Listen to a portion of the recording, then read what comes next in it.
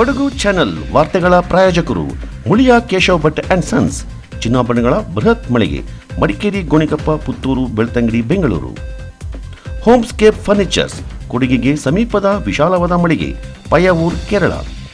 Sharada jewellers, ಕೊಡಗಿನ ಸಾಂಪ್ರದಾಯಿಕ ಆಭರಣಗಳ ಬೃಹತ್ ಮಳಿಗೆ, Aras road, Mysuru. A to Z super market, Vishwamanava double road, Kuvempu Nagar, Mysuru. SLV Promax, corn mix and corn products, Kushalnagar. Prashanth furnitures, ನಿಮ್ಮ ಅಂದದ ಮನೆಗೆ ಚಂದದ ಪೀಠೋಪಕರಣಗಳ ಮಳಿಗೆ, industrial area, Madikeri. Fabins family restaurant, ಬೆಕಾಚಿ resto cafe, always cell tower, Kohinoor ರಸ್ತೆ, ಮಡಿಕೇರಿ. ಸಮಾಜ ಸೇವಕ, ಉದ್ಯಮಿ ಹಾಗೂ ರಾಜಕೀಯ ಮುಖಂಡ ನಾಪಂಡ ಮುತ್ತಪ್ಪ ಮತ್ತು ಮುದ್ದಪ್ಪ ಹುಟ್ಟುಹಬ್ಬದ ಪ್ರಯುಕ್ತ ಮುತ್ತಪ್ಪ ಮತ್ತು ಮುದ್ದಪ್ಪ ಅಭಿಮಾನಿಗಳ ಬಳಗದ ವತಿಯಿಂದ ಮಡಿಕೇರಿ ಜಿಲ್ಲಾಸ್ಪತ್ರೆ ಒಳರೋಗಿಗಳ ವಿಭಾಗದ 400ಕ್ಕೂ ಹೆಚ್ಚು ಮಂದಿ ಚಿಕಿತ್ಸೆ ಪಡಿತಾ ಇದ್ದವರಿಗೆ ಹಣ್ಣು ಹಂಪಲು ವಿತರಣೆ ಮಾಡಲಾಯಿತು. ಈ ಸಂದರ್ಭ ನಾಪಂಡ ಮುತ್ತಪ್ಪ ಮತ್ತು ಮುದ್ದಪ್ಪ ಮಡಿಕೇರಿ ಅಭಿಮಾನಿ ಬಳಗದ ಪ್ರಮುಖರಾದ ತೆಕ್ಕಡ ಸಂತೋಷ್ ಕಾರ್ಯಪ್ಪ, ಕುಟ್ಟಪ್ಪ ಬೆಳ್ಳೆಪ್ಪ, ತಂಬುಕುತ್ತಿರ ಭೀಮಯ್ಯ, ಪೂಣಚ್ಚ, ಅನಿಲ್, ಜೀವನ್, ರಮೇಶ್ ಹಾಗೂ ಮಡಿಕೇರಿ ವಿಭಾಗದ ಯುವ ಮುಖಂಡ ನಾಪಂಡ ರವಿ ಸೇರಿದಂತೆ ಪ್ರಮುಖರು ಪಾಲ್ಗೊಂಡಿದ್ದರು.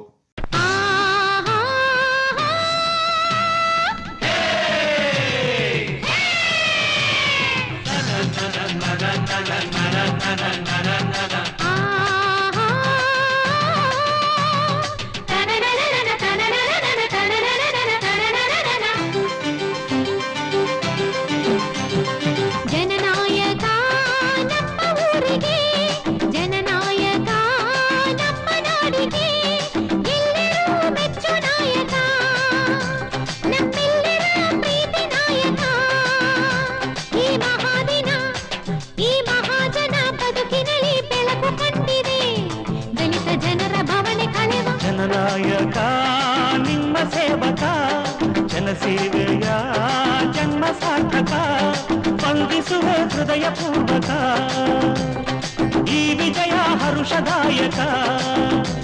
ಈ ಮಹಾದಿನ, ಈ ಮಹಾಜನ ಮರೆಯದಂಥ ಭಾಗ್ಯ ನೀಡಿದೆ, ಜನರ ಚಿತ್ತದ ಪ್ರಣವ ತೊಡುವ ಜನನಾಯಕ.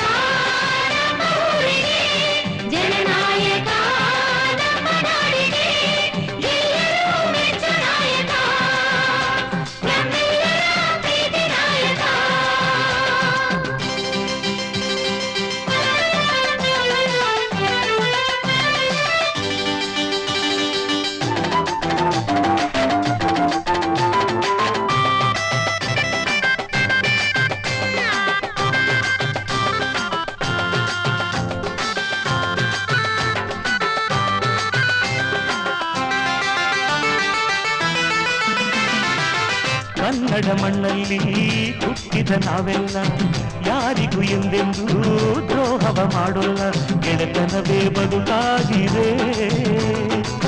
ಪ್ರೇಮದ ಹವ್ಯಾಸ ನಿಮ್ಮಲ್ಲಿ ವಿಶ್ವಾಸ ಒಡನೆಲ್ಲ ತುಳುಕಾಡಿದೆ.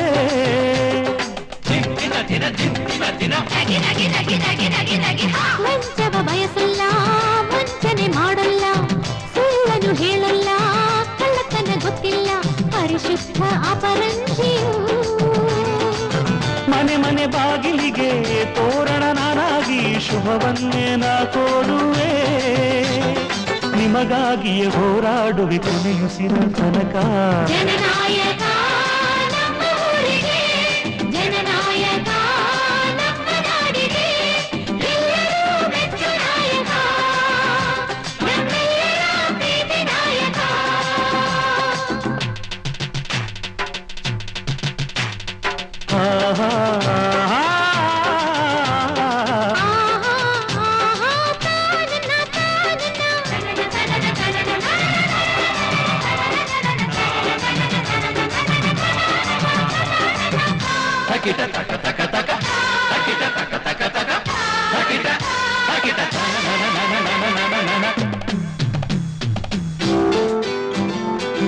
ಜನತೆ ಈ ಬಂಧ ಯುಗಗಳ ಅನುಬಂಧ, ಮರೆಯನು ನನ್ನೋರ, ತೊರೆಯನು ನನ್ನೋರ, ನಿಮಗಾಗಿ ಜೀವವು. ಬಡವರ ಕಣ್ಣೀರ ಅಳಿಸುವೆ ಕೈಯಾರ, ಬಾಳೆಲ್ಲ ಆನಂದವು.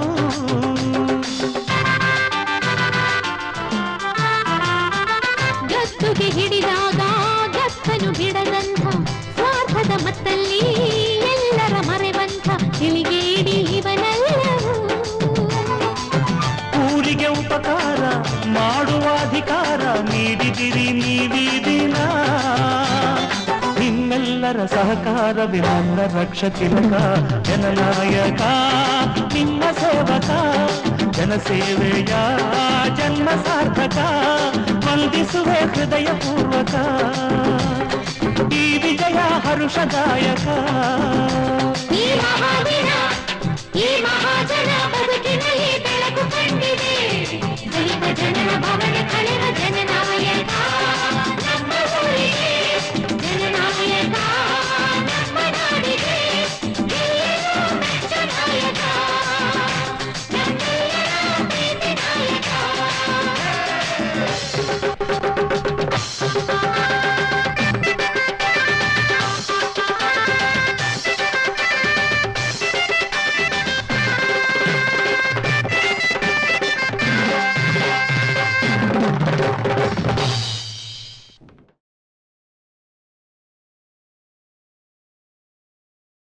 ಎಲ್ರಿಗೂ ನಮಸ್ಕಾರ. ಇವತ್ತೇನು ವಿಶೇಷ ಅಂದರೆ ನಾಪಣ್ಣ ಮುತ್ತಪ್ಪ ಹಾಗೂ ಮುದ್ದಪ್ಪ ಅವ್ರದ್ದು ಹುಟ್ಟಿದಬ್ಬ ಇತ್ತು 51ನೇ ವರ್ಷದ್ದು. ಅದರಿಂದ ನಾವು ಮಡಿಕೇರಿ ಭಾಗದಲ್ಲಿ ನಾವು MNM ಅಭಿಮಾನಿ ಬಳಗದ ಕಡೆಯಿಂದ ಸರ್ಕಾರಿ ಹಾಸ್ಪಿಟಲಲ್ಲಿ ಯಾರು ಒಳರೋಗಿಗಳಿದ್ದಾರೆ, ಇನ್ಪೇಷೆಂಟ್ಗಳು ಯಾರಿದ್ದಾರೆ ಅವ್ರಿಗೆ ನಾವು ಹಣ್ಣು ಹಂಪಲುಗಳನ್ನ ವಿತರಿಸಿದ್ದೀವಿ. ಅದು ಏನಕ್ಕೆಂದರೆ ನಾಪಣ್ಣ ಮುದ್ದಪ್ಪವರು ಹಲವಾರು ಸಾಮಾಜಿಕ ಕಾರ್ಯಗಳನ್ನ ಮಾಡ್ಕೊಂಡು ಸಮಾಜ ಸೇವೆಗಳನ್ನ ಮಾಡ್ಕೊಂಡು ಬರ್ತಾಯಿದ್ದಾರೆ. ಅದರಿಂದ ಅವ್ರು ಹುಟ್ಟಿದ ಒಂದು ವಿಶೇಷವಾಗಿ ಆಚರಿಸಬೇಕು ಅಂತ ಹೇಳ್ಬಿಟ್ಟು ನಾವು ನಮ್ಮ ಸ್ನೇಹಿತರುಗಳ ಸೇರಿಬಿಟ್ಟು ಇವತ್ತು ಮಡಿಕೇರಿ ಆಸ್ಪತ್ರೆಗಳಲ್ಲಿ ಹಣ್ಣು ಹಂಪಲು ವಿತರಣೆ ಮಾಡಿ ಮತ್ತು ಕೊಡಗಿನ ನಾನಾ ಭಾಗಗಳಲ್ಲಿ ಸಹ ಇದು ಹಣ್ಣು ಹಂಪಲನ್ನು ವಿತರಣೆ ಮಾಡ್ತಾಯಿದ್ದಾರೆ. ಹಾಗೂ ನಾಪಣ್ಣ ಮುದ್ದಪ್ಪ ಅವರಿಗೆ ನಮ್ಮ ಕಡೆಯಿಂದ ಮತ್ತು ಹಲವಾರು ಸಾವಿರಾರು ಜನ ರೋಗಿಗಳ ಪರವಾಗಿ ಹುಟ್ಟುಹಬ್ಬದ ಶುಭಾಶಯಗಳು. ಮಡಿಕೇರಿ ನಗರಸಭೆಯ ಪ್ರಸ್ತುತ ಆಡಳಿತ ವ್ಯವಸ್ಥೆ ಸಂಪೂರ್ಣ ನಿಷ್ಕ್ರಿಯಗೊಂಡಿದ್ದು, ಮಡಿಕೇರಿ ನಗರದ ಇತಿಹಾಸದಲ್ಲಿ ಇಂತಹ ಅವ್ಯವಸ್ಥೆ ಹಿಂದೆಂದೂ ಕಾಣಲಿಲ್ಲ ಅಂತ ಮಡಿಕೇರಿ ನಗರಸಭೆಯ ಕಾಂಗ್ರೆಸ್ ಸದಸ್ಯ ಹಾಗೂ ಮಡಿಕೇರಿ ನಗರಾಭಿವೃದ್ಧಿ ಪ್ರಾಧಿಕಾರದ ಅಧ್ಯಕ್ಷರಾದ ರಾಜೇಶ್ ಯಲ್ಲಪ್ಪ ಆರೋಪಿಸಿದ್ದಾರೆ. ಸುದ್ದಿಗೋಷ್ಠಿಯಲ್ಲಿ ಮಾತನಾಡಿದ ಅವರು, ಮಡಿಕೇರಿ ಶಾಸಕರಾದ ಡಾಕ್ಟರ್ ಮಂತರಗೌಡ ಅವರು ತಮ್ಮ ವಿಶೇಷ ಅನುದಾನದಡಿ 3 ಕೋಟಿ ರೂಪಾಯಿಗಳಿಂದ ಮಡಿಕೇರಿ ನಗರ ವ್ಯಾಪ್ತಿಯಲ್ಲಿ ಅಭಿವೃದ್ಧಿ ಕಾರ್ಯಗಳಿಗೆ ನೀಡಿದ್ದು, ಅದರಿಂದ ಮಡಿಕೇರಿಯಲ್ಲಿ ಅಭಿವೃದ್ಧಿ ಕಾರ್ಯಗಳು ನಡೆದಿದ್ದು ನಗರಸಭೆಯಿಂದ ಯಾವುದೇ ಕಾಮಗಾರಿ ನಡೆದಿಲ್ಲ ಅಂತ ಟೀಕಿಸಿದರು.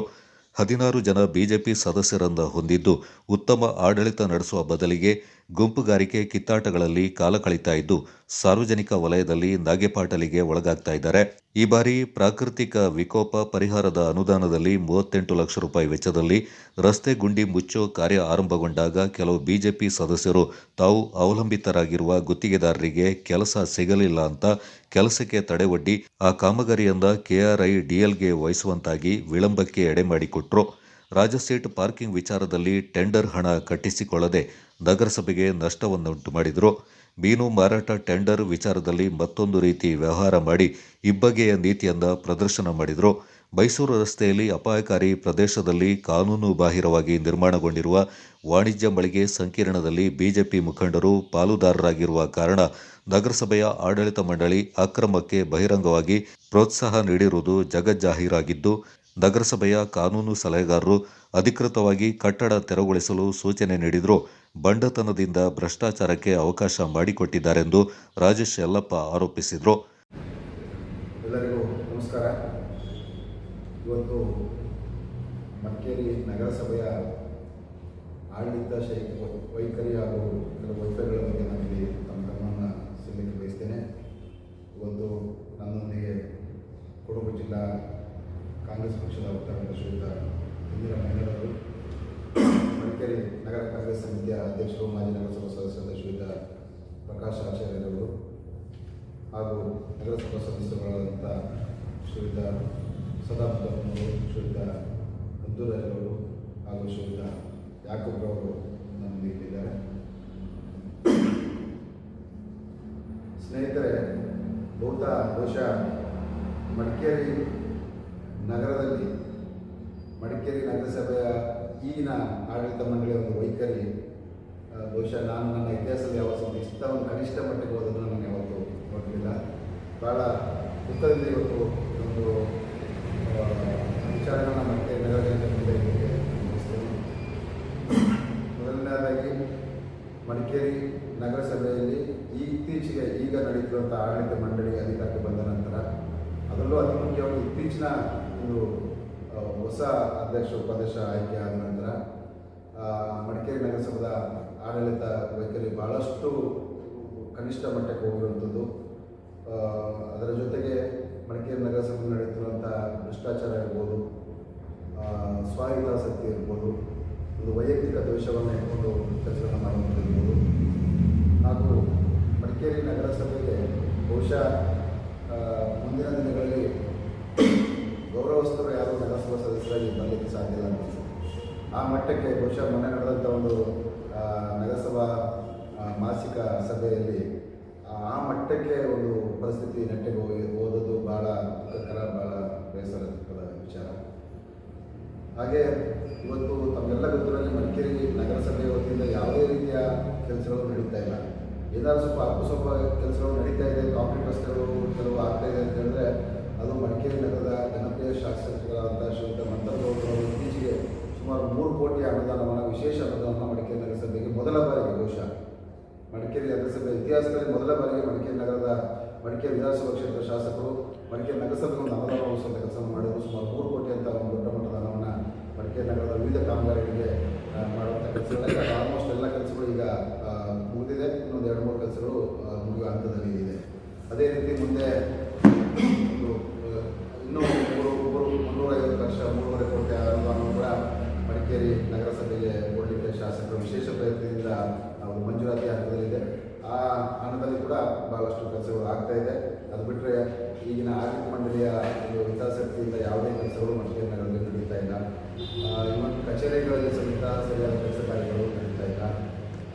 ವೈಯಕ್ತಿಕ ದ್ವೇಷ ಸಾಧನೆ, ಸ್ವಹಿತಾಸಕ್ತಿ, ಅವರಿಗೆ ಬೇಕಾದಾಗ ಆಗುವಂಥ ಒಂದು ಬಿಟ್ಟರೆ ಬೇರೆ ಯಾವ ಕೆಲಸಗಳು ಮಡಿಕೇರಿ ನಗರಸಭೆಯಲ್ಲಿ ನಡೀತಾ ಇಲ್ಲ. ಅದಕ್ಕೆ ಉದಾಹರಣೆಯಾಗಿ ಇತ್ತೀಚೆಗಷ್ಟೇ ಕಳೆದ ಮಡಿಕೇರಿ ದಸರಾ ಸಮಯದಲ್ಲಿ NDRF ಗ್ರ್ಯಾಂಟ್ನಿಂದ ಮಡಿಕೇರಿ ನಗರಕ್ಕೆ DC ಅವರು ಸುಮಾರು 30 ಲಕ್ಷಗಳ ಹಣವನ್ನು ರಸ್ತೆ ಗುಂಡಿ ಮುಚ್ಚುವಂಥ ಒಂದು ಕಾರ್ಯಕ್ಕೆ ಅನುದಾನವನ್ನು ಒದಗಿಸಿಕೊಡ್ತಾರೆ. ಅದು ತುರ್ತಾಗಿರೋದ್ರಿಂದ ಆ ಕೆಲಸವನ್ನು ಆ ಸಮಯದಲ್ಲಿ ದಸರಾ ಸಮಯದಲ್ಲಿ ತುರ್ತಾಗಿ ಕೆಲಸ ಆಗಬೇಕಾಗಿರೋ ಕಾರಣಕ್ಕೆ ಆ ಕೆಲಸ ಕೂಡ ಯಾರೋ ಅದನ್ನು ಪ್ರಾರಂಭ ಮಾಡ್ತಾರೆ. ಆದರೆ ಆಡಳಿತ ನಡೆಸ್ತಾ ಇರುವಂಥವರು ಅವರಿಗೆ ಬೇಕಾದಂಥ ಗುತ್ತಿಗೆದಾರರಿಗೆ ಆ ಕೆಲಸವನ್ನು ಕೊಡಿಸ್ಬೇಕು ಅಂತ ಭಾಳ ದೊಡ್ಡ ಮಟ್ಟದಲ್ಲಿ ಪ್ರಯತ್ನ ಮಾಡ್ತಾರೆ. ಅದಕ್ಕೆ ಯಾವಾಗ ಅವರು ಅದನ್ನು ಯಶಸ್ಸು ಆಗೋದಿಲ್ಲ, ಆಗ ಹೋಗಿ ಆ ಕೆಲಸವನ್ನು ಸಂಪೂರ್ಣವಾಗಿ ಸ್ಥಗಿತಗೊಳಿಸ್ತಾರೆ, ಸ್ಟಾಪ್ ಮಾಡಿಸ್ತಾರೆ. ಬಹುಶಃ ಕೊಡಗು ಜಿಲ್ಲೆಯಲ್ಲಿ ಮಡಿಕೇರಿ ನಗರಸಭೆ ಇತಿಹಾಸದಲ್ಲಿ ಒಂದು ನಡೆಯುತ್ತಿರುವಂಥ ಒಂದು ಕೆಲಸವನ್ನು ಅನುದಾನವನ್ನು ಸಮರ್ಪಕ ಉಪಯೋಗಿಸಿಕೊಳ್ಳೋದನ್ನು ಬಿಟ್ಟು ಆ ಕೆಲಸವನ್ನು ಸ್ಟಾಪ್ ಮಾಡಿ ಇವತ್ತು ಹಣ ವಾಪಸ್ ಹೋಗಿ KRDಗೆ ಹೋಗುವಂಥ ಪರಿಸ್ಥಿತಿ ನಿರ್ಮಾಣ ಆಗಿದೆ. ಇದರಿಂದ ಇಡೀ ನಗರದ ಜನತೆಗೆ ನಷ್ಟ ಆಗಿದೆ. ಇವರ ಒಂದು ಸ್ವಹಿತಾಸಕ್ತಿ, ಅವರಿಗೆ ಬೇಕಾದವರಿಗೆ ಕೆಲಸ ಇಲ್ಲ ಅಂತ ಹೇಳುವ ಒಂದೇ ಒಂದು ಕಾರಣದಿಂದ ಅಷ್ಟು ದೊಡ್ಡ ಮೊತ್ತದ ಹಣವನ್ನು ಮಡಿಕೇರಿ ನಗರಸಭೆಯಿಂದ ಹೋಗಿ KRD ಮುಖಾಂತರ ಕೆಲಸ ಮಾಡುವಂಥ ಪರಿಸ್ಥಿತಿ ನಿರ್ಮಾಣ ಆಗಿದೆ. ಹಾಗೆ ಮೊನ್ನೆ ನಡೆದಂಥ ಸಭೆಯಲ್ಲಿ ಸಾಕಷ್ಟು ವಿಚಾರಗಳ ಬಗ್ಗೆ ಚರ್ಚೆ ಆಯಿತು. ಮಡಿಕೇರಿ ನಗರದ ರಾಜಸೆಟ್ ಪಾರ್ಕಿಂಗ್ ವಿಚಾರಕ್ಕೆ ಸಂಬಂಧಪಟ್ಟಾಗೆ ಸುಮಾರು 37 ಲಕ್ಷ ರೂಪಾಯಿ ಅಂತ ಒಂದು ಮೊದಲ ಬಾರಿಗೆ ಅಷ್ಟು ದೊಡ್ಡ ಮೊತ್ತಕ್ಕೆ ಒಂದು ಟೆಂಡರಲ್ಲಿ ಒಬ್ಬರು ವ್ಯಕ್ತಿ ಆ ಟೆಂಡರ್ನ ಪಡ್ಕೊಳ್ತಾರೆ. ಅದರಲ್ಲಿ ಸುಮಾರು 17,89,000 ರೂಪಾಯಿಯಷ್ಟು ಹಣವನ್ನು ಅವರು ಕಳೆದ 4-5 ದಿನದಲ್ಲಿ ಆ ಹಣವನ್ನು ಅವರು ಪಾವತಿ ಮಾಡಿರ್ತಾರೆ. ಅವರಿಗೆ ತೊಂದರೆ ಮಾಡುವಂಥ ಕೆಲಸಗಳು ಪ್ರಾರಂಭದಿಂದ 5 ವರ್ಷ ತನಕ ಅದರ ಬಗ್ಗೆ ನಾವು ಹೆಚ್ಚಿಗೆ ಹೇಳಲಿಕ್ಕೆ ಹೋಗೋದಿಲ್ಲ. ಯಾಕೆಂದರೆ ನಿಮ್ಗೆ ಗೊತ್ತಿದೆ, ಅಲ್ಲಿ ಆ ಪಾರ್ಕಿಂಗ್ ಮಾಡ್ತಿದ್ದಂಥ ವೃತ್ತಿಗಳಿಗೆ ಭಾಳ ದೊಡ್ಡ ಮಟ್ಟದ ಒಂದು ಹಿಂಸೆಯನ್ನು ಕೊಡುವಂಥ ಕೆಲಸವನ್ನು ಕೆಲವರು ಮಾಡಿದ್ರು. ಒಬ್ಬರು ನಗರಸಭಾ ಸದಸ್ಯರು ಕೂಡ ಅದರಿಂದ ಇದ್ದು ಅದು ಲಾಸ್ಟಿಗೆ ಅದು FIR ಆಗಿ ಕೋರ್ಟ್ಲಿ ಫೈಲ್ ಆಗುವಂಥ ಮಟ್ಟಕ್ಕೆ ಕೂಡ ಹೋಗಿದ್ದು ತಮಗೆ ಗೊತ್ತಿರೋಂಥ ವಿಚಾರ. ಅವ್ರನ್ನ ಪಾರ್ಕಿಂಗ್ ವಸೂಲಾತಿ ಮಾಡಲಿಕ್ಕೆ ಆಗದಂಥ ಪರಿಸ್ಥಿತಿ ಇದೆ. ಅಲ್ಲಿ ಕೆಲವರು ಹೋಗಿ ಅದು ಈಗ ಕೂಡ ಕೆಲವು ದಾಖಲೆಗಳಿದೆ, ವಿಡಿಯೋಗಳಿದೆ. ನೀವು ಹೋಗಿ ನೀವು ಹಣವನ್ನು ಕೊಡಬೇಡಿ ಅಂತೇಳಿ ಅಲ್ಲಿ ಬರುವಂಥ ಪಾರ್ಕಿಂಗ್ ಯಾರು ಬರ್ತಾರೆ ವಾಹನ ಮಾಲೀಕರು, ಚಾಲಕರಿಗೆ ಪಾರ್ಕಿಂಗ್ ಹಣವನ್ನು ನೀವು ಕೊಡಬೇಡಿ ಅಂತ ಹೇಳುವಂಥ ಕೆಲಸನ ಮಾಡಿ ಅವರಿಗೆ ಆದಷ್ಟು ಅದನ್ನು ತಿಳಿಸುವ ಕೆಲಸ ಮಾಡಿ ಅವರ ಮನಸ್ಥೈರ್ಯ ಮುಗಿಸಿ ಅವರಿಂದ ಕೆಲಸವನ್ನು ಬಿಟ್ಟು ಹೋಗಬೇಕು ಅಂತ ಒಂದು ರೀತಿಯಲ್ಲಿ ಅವರಿಗೆ ಒತ್ತಡ ಹಾಕುವಂಥ ಕೆಲಸಗಳು ನಡ್ಕೊಂಡು ಬರ್ತದೆ. ಫೈನಲಿ ಅವರು ಸಕ್ಸಸ್ ಆಗ್ತಾರೆ, ಆ ಟೆಂಡರ್ನ ಅವರು ರದ್ದುಗೊಳಿಸ್ತಾರೆ. ಕಾನೂನು ಪ್ರಕಾರ ಏನು ಮಾಡಬೇಕು ಅಂತ ಮಾಡಲಿ, ಅದಕ್ಕೆ ನಮ್ಮ ಅಭ್ಯಂತರ ಇಲ್ಲ. ಕಾನೂನು ಎಲ್ಲರಿಗೂ ಒಂದೇ, ಯಾರೇ ಮಾಡಲಿ, ಯಾರು ಮಾಡಿದ್ರು ಒಂದೇ. ಆದರೆ ಅದನ್ನು ರದ್ದುಗೊಳಿಸ್ತಾರೆ, ಓಕೆ. ಬಟ್ ಅವರಿಗೆ ಅದು ಆಗಲಿಲ್ಲ ಅಂತ ಒಂದೇ ಕಾರಣಕ್ಕೆ ಅದನ್ನು ರದ್ದುಗೊಳಿಸಿದ್ರು, ಓಕೆ. ಬಟ್ ಇದು ಎಲ್ಲ ಟೆಂಡರ್ಗಳಿಗೂ ಅನ್ವಯ ಆಗಬೇಕಲ್ವ. ಇವತ್ತು ಮಡಿಕೇರಿ ನಗರದಲ್ಲಿ ಕೋಡಿಪುರಿ ಮೀನು ಮಳೆಗಳ ಟೆಂಡರ್ ಕೂಡ ನಡೀತದೆ.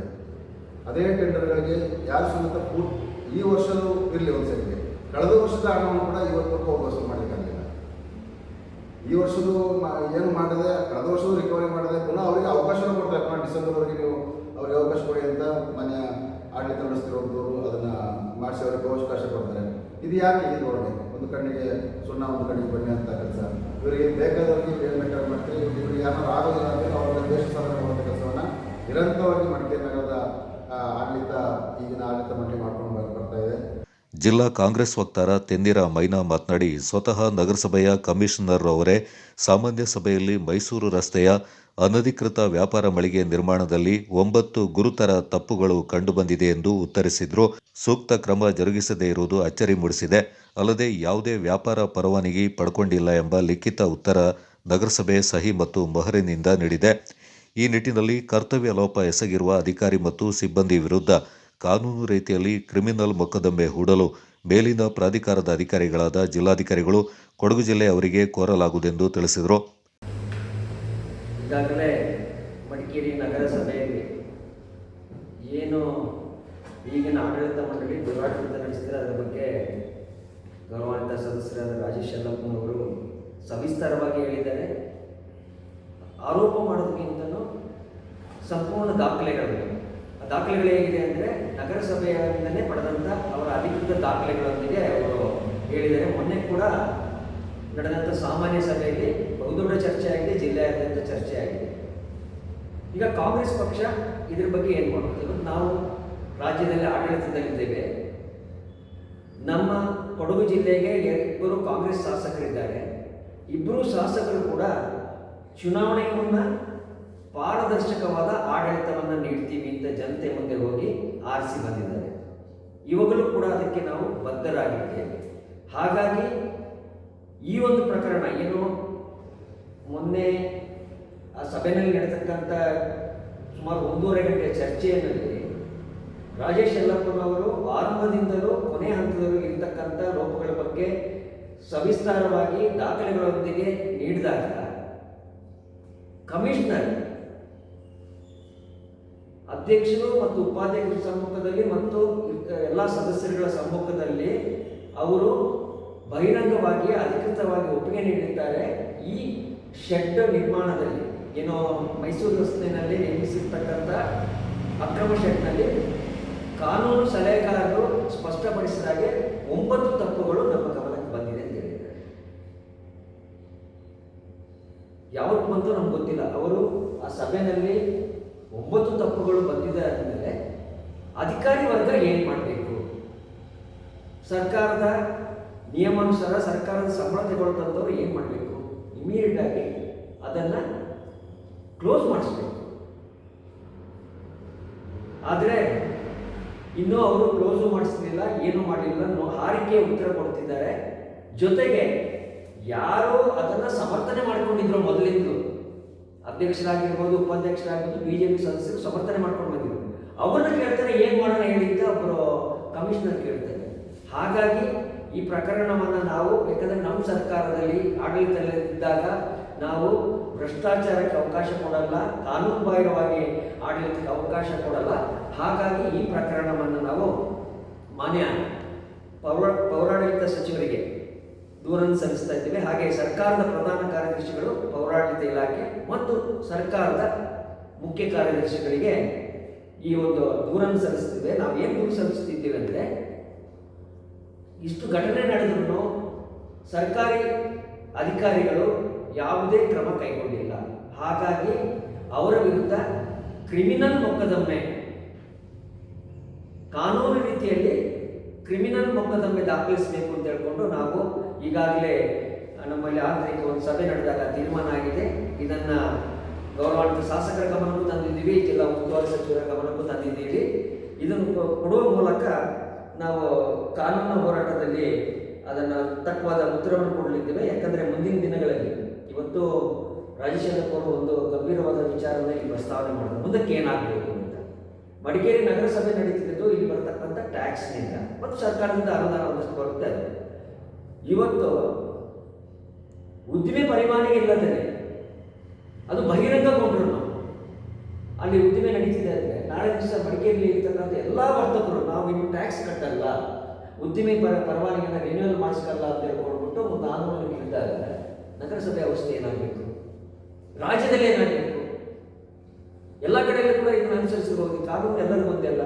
ಹಾಗಾಗಿ ಇದನ್ನು ನಾವು ತುಂಬ ಗಂಭೀರವಾಗಿ ಪರಿಗಣಿಸಿದ್ದೇವೆ ಮತ್ತು ಇದರ ಹಿನ್ನೆಲೆ ಏನಿದೆ ಅನ್ನೋದಕ್ಕೆ ನಾವು ಲೋಕಾಯುಕ್ತಕ್ಕೆ ಈಗಾಗಲೇ ದೂರನ್ನು ಸಲ್ಲಿಸೋದಕ್ಕೆ ಸಿದ್ಧತೆಯನ್ನು ಮಾಡಿಕೊಂಡಿದ್ದೇವೆ. ಮುಂದಿನ ದಿನಗಳಲ್ಲಿ ನಮ್ಮ ರಾಜಶೇಖರ್ ಇದುವರೆಗೆ ಒಬ್ಬರೇ ಇದ್ದರು ಸದಸ್ಯರು, ಇವಾಗ ನಮ್ಮ 5 ಸದಸ್ಯರು ಕೂಡ ನಾಮನಿರ್ದೇಶಿತ ಸದಸ್ಯರಾಗಿ ತುಂಬ ರಾಜೇಶ್ ಯಲ್ಲಪ್ಪ ಅವರಿಗೆ ಸಹಕಾರವನ್ನು ಕೂಡ ನೀಡಿದ್ದಾರೆ. ಮುಂದಕ್ಕೂ ಕೂಡ ನಾವು ಈ ಮಡಿಕೇರಿ ನಗರದ ಜನತೆಗೆ ಸ್ಪಷ್ಟವಾದ ಸಂದೇಶವನ್ನು ಈ ಮೂಲಕ ನೀಡ್ತಾ ಇದ್ದೇವೆ. ಯಾವುದೇ ಕಾರಣಕ್ಕೂ ಭ್ರಷ್ಟಾಚಾರವಾಗಲಿ ಅಥವಾ ಕಾನೂನು ಬಾಹಿರವಾದ ಆಡಳಿತವಾಗಲಿ ನಡೀಲಿಕ್ಕೆ. ಮಡಿಕೇರಿ ನಗರ ಅಧ್ಯಕ್ಷರಾದ ಪ್ರಕಾಶ್ ಆಚಾರ್ಯ, ನಗರಸಭೆ ನಾಮನಿರ್ದೇಶಿತ ಸದಸ್ಯರಾದ ಬಂಡೀರ ಸದಾಮುದ್ದಪ್ಪ, ಜಿಸಿ ಜಗದೀಶ್, ಯಾಕೂಬ್, ಮುದ್ದುರಾಜ್ ಸುದ್ದಿಗೋಷ್ಠಿಯಲ್ಲಿ ಪಾಲ್ಗೊಂಡಿದ್ದರು. ಹುತಾತ್ಮ ಗುಡ್ಡೆಮನೆ ಅಪ್ಪಯ್ಯ ಗೌಡರ ವಿರುದ್ಧ ಅವಹೇಳನಕಾರಿ ಕಮೆಂಟ್ ಹಾಕಿರುವ ಬಗ್ಗೆ ಕೊಡಗು ಗೌಡ ಸಮಾಜಗಳ ಒಕ್ಕೂಟದಿಂದ ಹೆಚ್ಚುವರಿ ಪೊಲೀಸ್ ವರಿಷ್ಠಾಧಿಕಾರಿಗಳಿಗೆ ದೂರು ನೀಡಲಾಯಿತು. ಸುಬೇದಾರ್ ಗುಡ್ಡೆಮನೆ ಅಪ್ಪಯ್ಯ ಗೌಡರ ವಿರುದ್ಧ ಸಾಮಾಜಿಕ ಜಾಲತಾಣದಲ್ಲಿ ಒಂದು ಸಮುದಾಯದ ಒಬ್ಬರು ಅವಹೇಳನಕಾರಿ ಕಮೆಂಟ್ ಹಾಕಿದ್ದು, ಇದರ ವಿರುದ್ಧ ಕೊಡಗು ಗೌಡ ಸಮಾಜಗಳ ಒಕ್ಕೂಟ ಆಕ್ರೋಶವನ್ನು ವ್ಯಕ್ತಪಡಿಸಿದ್ದು, ತಪ್ಪಿತಸ್ಥರ ವಿರುದ್ಧ ಸೂಕ್ತ ಕ್ರಮಕ್ಕೆ ಒತ್ತಾಯಿಸಿ ಹೆಚ್ಚುವರಿ ಪೊಲೀಸ್ ವರಿಷ್ಠಾಧಿಕಾರಿ ದಿನೇಶ್ ಅವರಿಗೆ ದೂರು ಸಲ್ಲಿಸಿದ್ದು, ತಕ್ಷಣವೇ ಅವರ ವಿರುದ್ಧ ಕಾನೂನು ಕ್ರಮ ಕೈಗೊಳ್ಳುವಂತೆ ಒತ್ತಾಯಿಸಿದ್ದಾರೆ. ನಾವು ಸರಿಗ ಆಲ್ಮೋಸ್ಟ್ ಒಂದು ತಿಂಗಳಿಂದ ಏನೇನು ಸಣ್ಣ ಪುಟ್ಟ ಬರ್ತಾ ಇತ್ತು, ಈ ನೆಗ್ಲಿಜೆಂಟ್ ಅನ್ನ ರಿಜೆಕ್ಟ್ ಮಾಡ್ತಾರೆ. ಸೊ ಬೇಡ, ಸುಮ್ಮನೆ ಅನಾವಶ್ಯಕವಾಗಿ ಮೇಲೆಲ್ಲ ಹೊರಡ್ತಾರೆ. ಬಟ್ ಇತ್ತೀಚೆಗೆ ಬಂದು ಸಿಕ್ಕಾಪಟ್ಟೆ ಹೇಯವಾಗಿ ಅಟ್ಲೀಸ್ಟ್ ರಾಜರ ಬಗ್ಗೆಯೂ ಹೇಳೋದು, ಒಂದಷ್ಟು ನಮ್ಮ ಜನಾಂಗದ ಬಗ್ಗೆ ತೀರಾ ಅವಮಾನಕರ ವಿಷಯ. ಸೊ ಹಾಗಾಗಿ ಇವರು ಮಠ ಹಾಕಿದ್ದೇವೆ ಮತ್ತು ವಾಪಸ್ಸಿಗೆ ನಮಗೂ ಬರ್ತಾರೆ. ಸೊ ಹಾಗಾಗಿ ನೆಕ್ಸ್ಟ್ ಆಗ್ತಾ ಇದೆ. ಅವರು ಇಮಿಡಿಯೇಟ್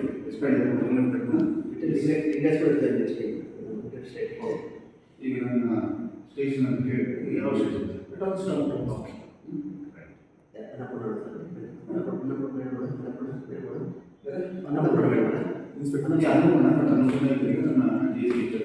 ಸ್ಟೇಷನ್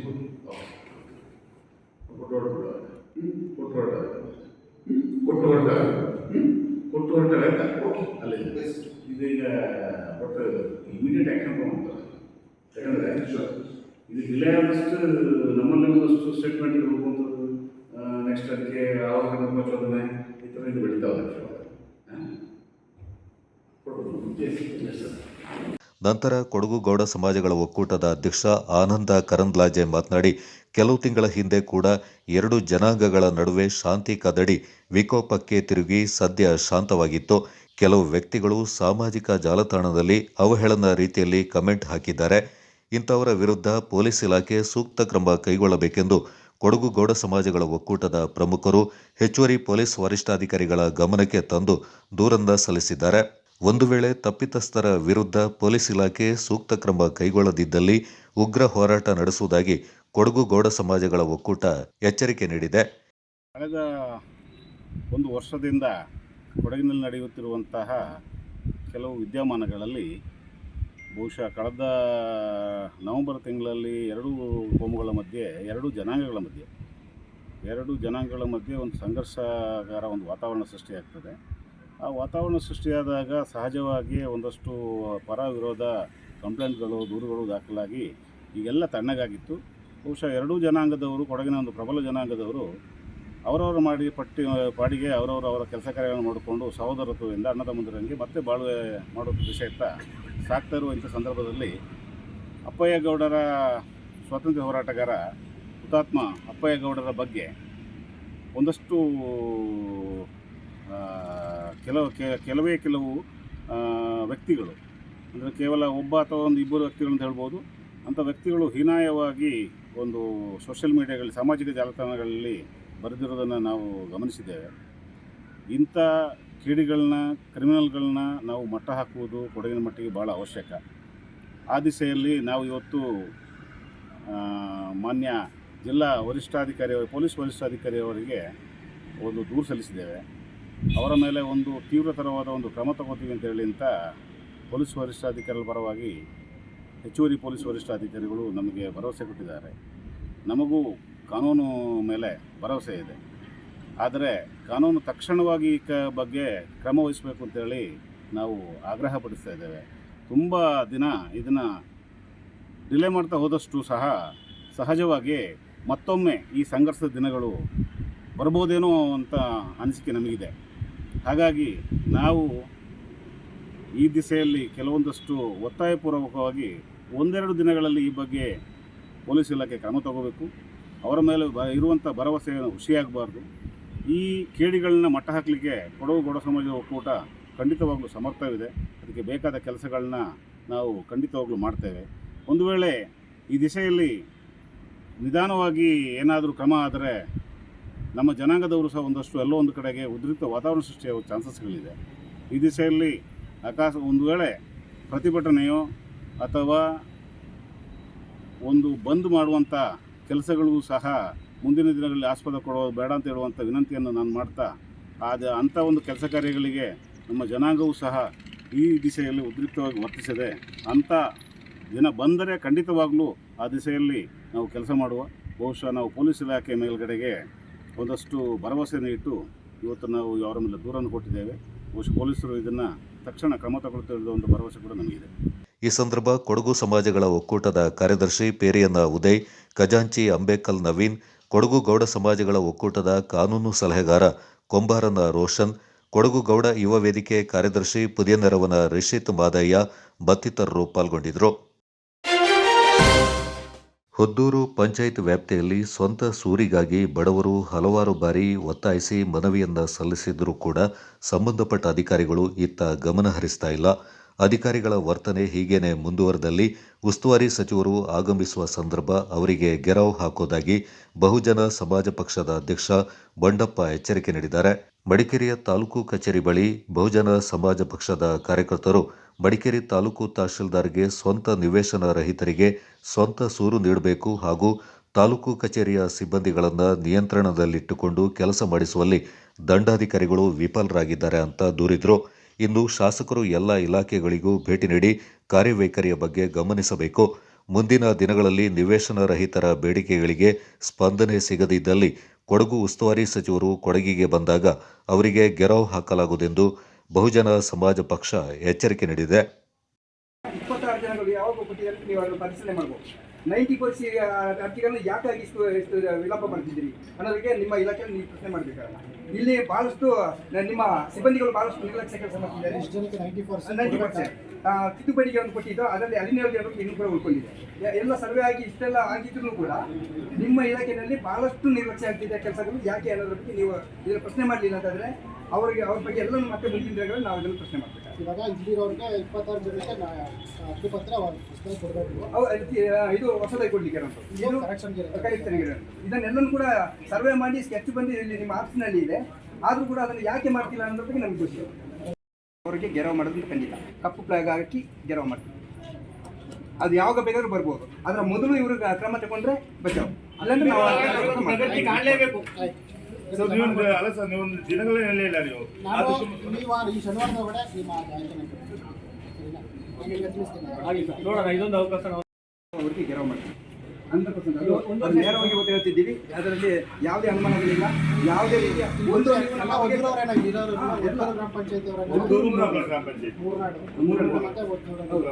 ಅದರಿಂದಾಗಿ ಅವತ್ತು ಗೆರವು ಮಾಡಿದಾಗ ಇನ್ನು ನಾವು ಪೊಲೀಸ್ ತಂದು ನೀವು ನಮ್ಮನ್ನ ಅರೆಸ್ಟ್ ಮಾಡ್ತೀವಿ ಅಂದರೆ ಸಂತೋಷ. ನಾವೆಲ್ಲ ಜೈಲಿಗೆ ಹೋಗ್ಬಿಟ್ಟು ತಯಾರಿದ್ದೀವಿ. ನಾವು ಅದಕ್ಕೆಲ್ಲ ಎಲ್ಲರೂ ಮುಲಾಗಿ ಮಾಡಲ್ಲ. ಒಂದು ನಮಗೆ ಮನೆಯಲ್ಲದವರಿಗೆ ಜೈಲಾದ್ರೂ ಪರವಾಗಿಲ್ಲ. ಒಂದು ನೀವು ಜೈಲಲ್ಲಿ ಇರಿಸಬೇಕು, ಇಲ್ಲಾಂದ್ರೆ ನಮಗೆ ಮನೆ ಕೊಡಬೇಕು. ಇಷ್ಟೇ ನಮ್ಮ ತೀರ್ಮಾನ ಇದೆ. ಸರ್, ನೀವು 2 ತಿಂಗಳಾಯ್ತು ಸರ್. 2 ತಿಂಗಳಿಂದ ನಾವು ಎಷ್ಟಲ್ಲಿ ಬಂದಿದ್ದೀವಿ ಸರ್? ನೀವು ಎಷ್ಟಲ್ಲಿ ಡೇಟ್ ಕೊಟ್ಟಿರಿ ನಮಗೆ? ಡಿಸಿಷನ್ ಆಗಿದೆ ಸರ್ಕಾರಕ್ಕೆ ಜಾಗ ಪಡ್ಕೋಬೇಕು ಅಂತ 1 ಏನಿದೆ 53 ಬಾರ್ ಹತ್ತರಲ್ಲಿ AC ಕೋರ್ಟ್ ಮತ್ತು DC ಕೋರ್ಟ್ ಆದೇಶಗಳಾದರೂ ಕೂಡ ಸರ್ಕಾರದ ಯಾವುದು ಕೂಡ ತಹಸೀಲ್ದಾರ್ ನೀವೇನಿದ್ರಿ ಅದ್ರ ಬಗ್ಗೆ ಗಮನ ಹರಿಸ್ತಿಲ್ಲ. ನಾವು ನಿರಂತರವಾಗಿ 1 ವರ್ಷಗಳು ನಿಂತಿದ್ದೀವಿ. ದಯವಿಟ್ಟು ನೋಡಿ, ಯಾರು ಕೂಡ ಶ್ರೀಮಂತರಲ್ಲ, ಬಡವರಲ್ಲಿ ಕೂತಿದ್ದೀವಿ ಅಂತ ಮಳೆ ಕೊಡಗಿನ ವಿಚಾರ ನಿಮಗೆ ಗೊತ್ತಿದೆ ಅಂತ ಮಳೆಗಾಲಿಗಳಿದ್ರು ಕೂಡ ಆ ಮರದ ಕೆಳಗೆ ಇನ್ನೂ ಕೂಡ ಅಲ್ಲಿ ವಾಸ ಮಾಡ್ತಾರೆ. ನೀವು ಇದೆಲ್ಲ ಆದಷ್ಟು ಬೇಕೇನಂದ್ರೆ ಅಲ್ಲಿ ಬಂದು ನೋಡಬೇಕು. ನಾವು ನಿಮ್ಮನ್ನು ಹಲವಾರು ಬಾರಿ ಕರ್ತಿದ್ದೀವಿ, ನೀವು ಬಂದಿಲ್ಲ.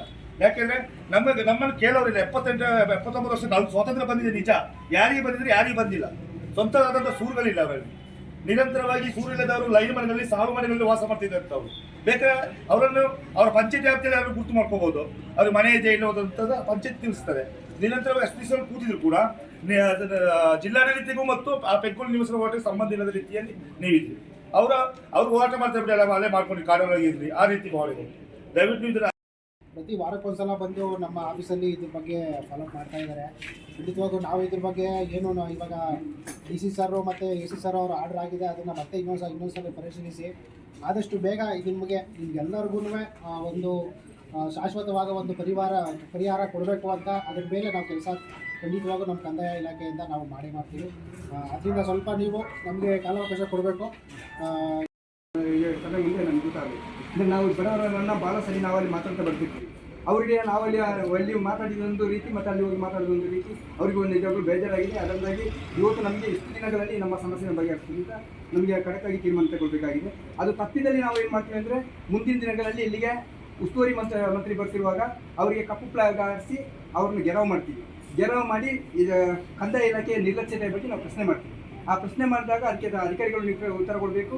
ಮತ್ತು ಈ ಸಮಸ್ಯೆಗಳ ಕಾರಣಗಳೇನು, ಯಾರು ಇದನ್ನು ತಡೀತಿದ್ದಾರೆ, ಬಡವರ ಕೆಲಸಗಳಿಗೆ ಯಾಕೆ ಇಷ್ಟು ತಾರತಮ್ಯ ಅನ್ನೋದ್ರ ಬಗ್ಗೆ ನಾವು ಇಲ್ಲಿ ಸ್ಪಷ್ಟವಾಗಿ ನಮಗೆ ಅದರ ಬಗ್ಗೆ ಮಾಹಿತಿ ತಿಳ್ಕೊಳ್ಳೋ ಉದ್ದೇಶದಿಂದ ನಾವು ಇದಕ್ಕೆ ನೇರವಾಗಿ ಇವತ್ತಿನ ಶಾಸಕರು ಏನು ಮಾಡ್ತಿದ್ದಾರೆ ಅಂದರೆ, ಶಾಸಕರು ಒಬ್ಬ ನಮ್ಮ ಸ್ಥಳೀಯರಾಗಿದ್ದು ಅವರು ಇಲ್ಲಿ ಜನಪ್ರತಿನಿಧಿಯಾಗಿದ್ದರೂ ಕೂಡ ಬಡವರ ಸಮಸ್ಯೆಗಳಿಗೆ ಸ್ಪಂದಿಸ್ತಿಲ್ಲ.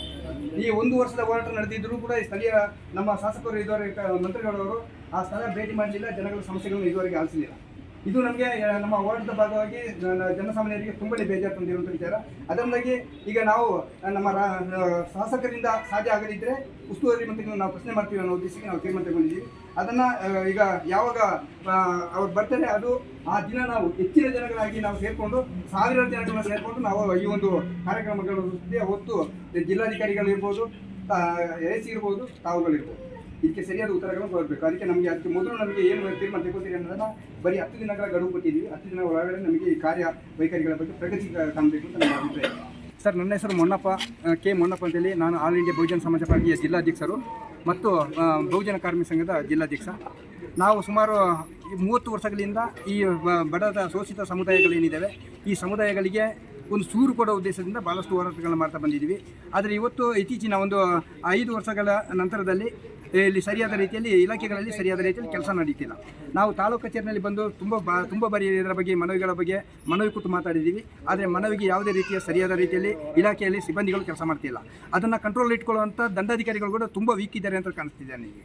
ಅದರಿಂದಾಗಿ ನಮಗೆ ಇಲಾಖೆಗಳು ಮತ್ತು ಇವತ್ತು ಶಾಸಕರು ಕೂಡ ಇಂಥ ಇಲಾಖೆಗಳಲ್ಲಿ ಯಾಕೆ ಬಡವರ ಕೆಲಸ ಯಾಕೆ ಆಗ್ತಿಲ್ಲ ಅನ್ನೋದ್ರ ಬಗ್ಗೆ ಶಾಸಕರು ಕೂಡ ಒಂದು ಸರಿ ಬಂದು ವಿಸಿಟ್ ಮಾಡಬೇಕು, ಇಲಾಖೆ ಅಧಿಕಾರಿಗಳನ್ನ ಪ್ರಶ್ನೆ ಮಾಡಬೇಕು ಅಂತ ನಾನು ಶಾಸಕರ ಹತ್ರ ಮನವಿ ಮಾಡ್ಕೊಳ್ತಿದ್ದೀವಿ.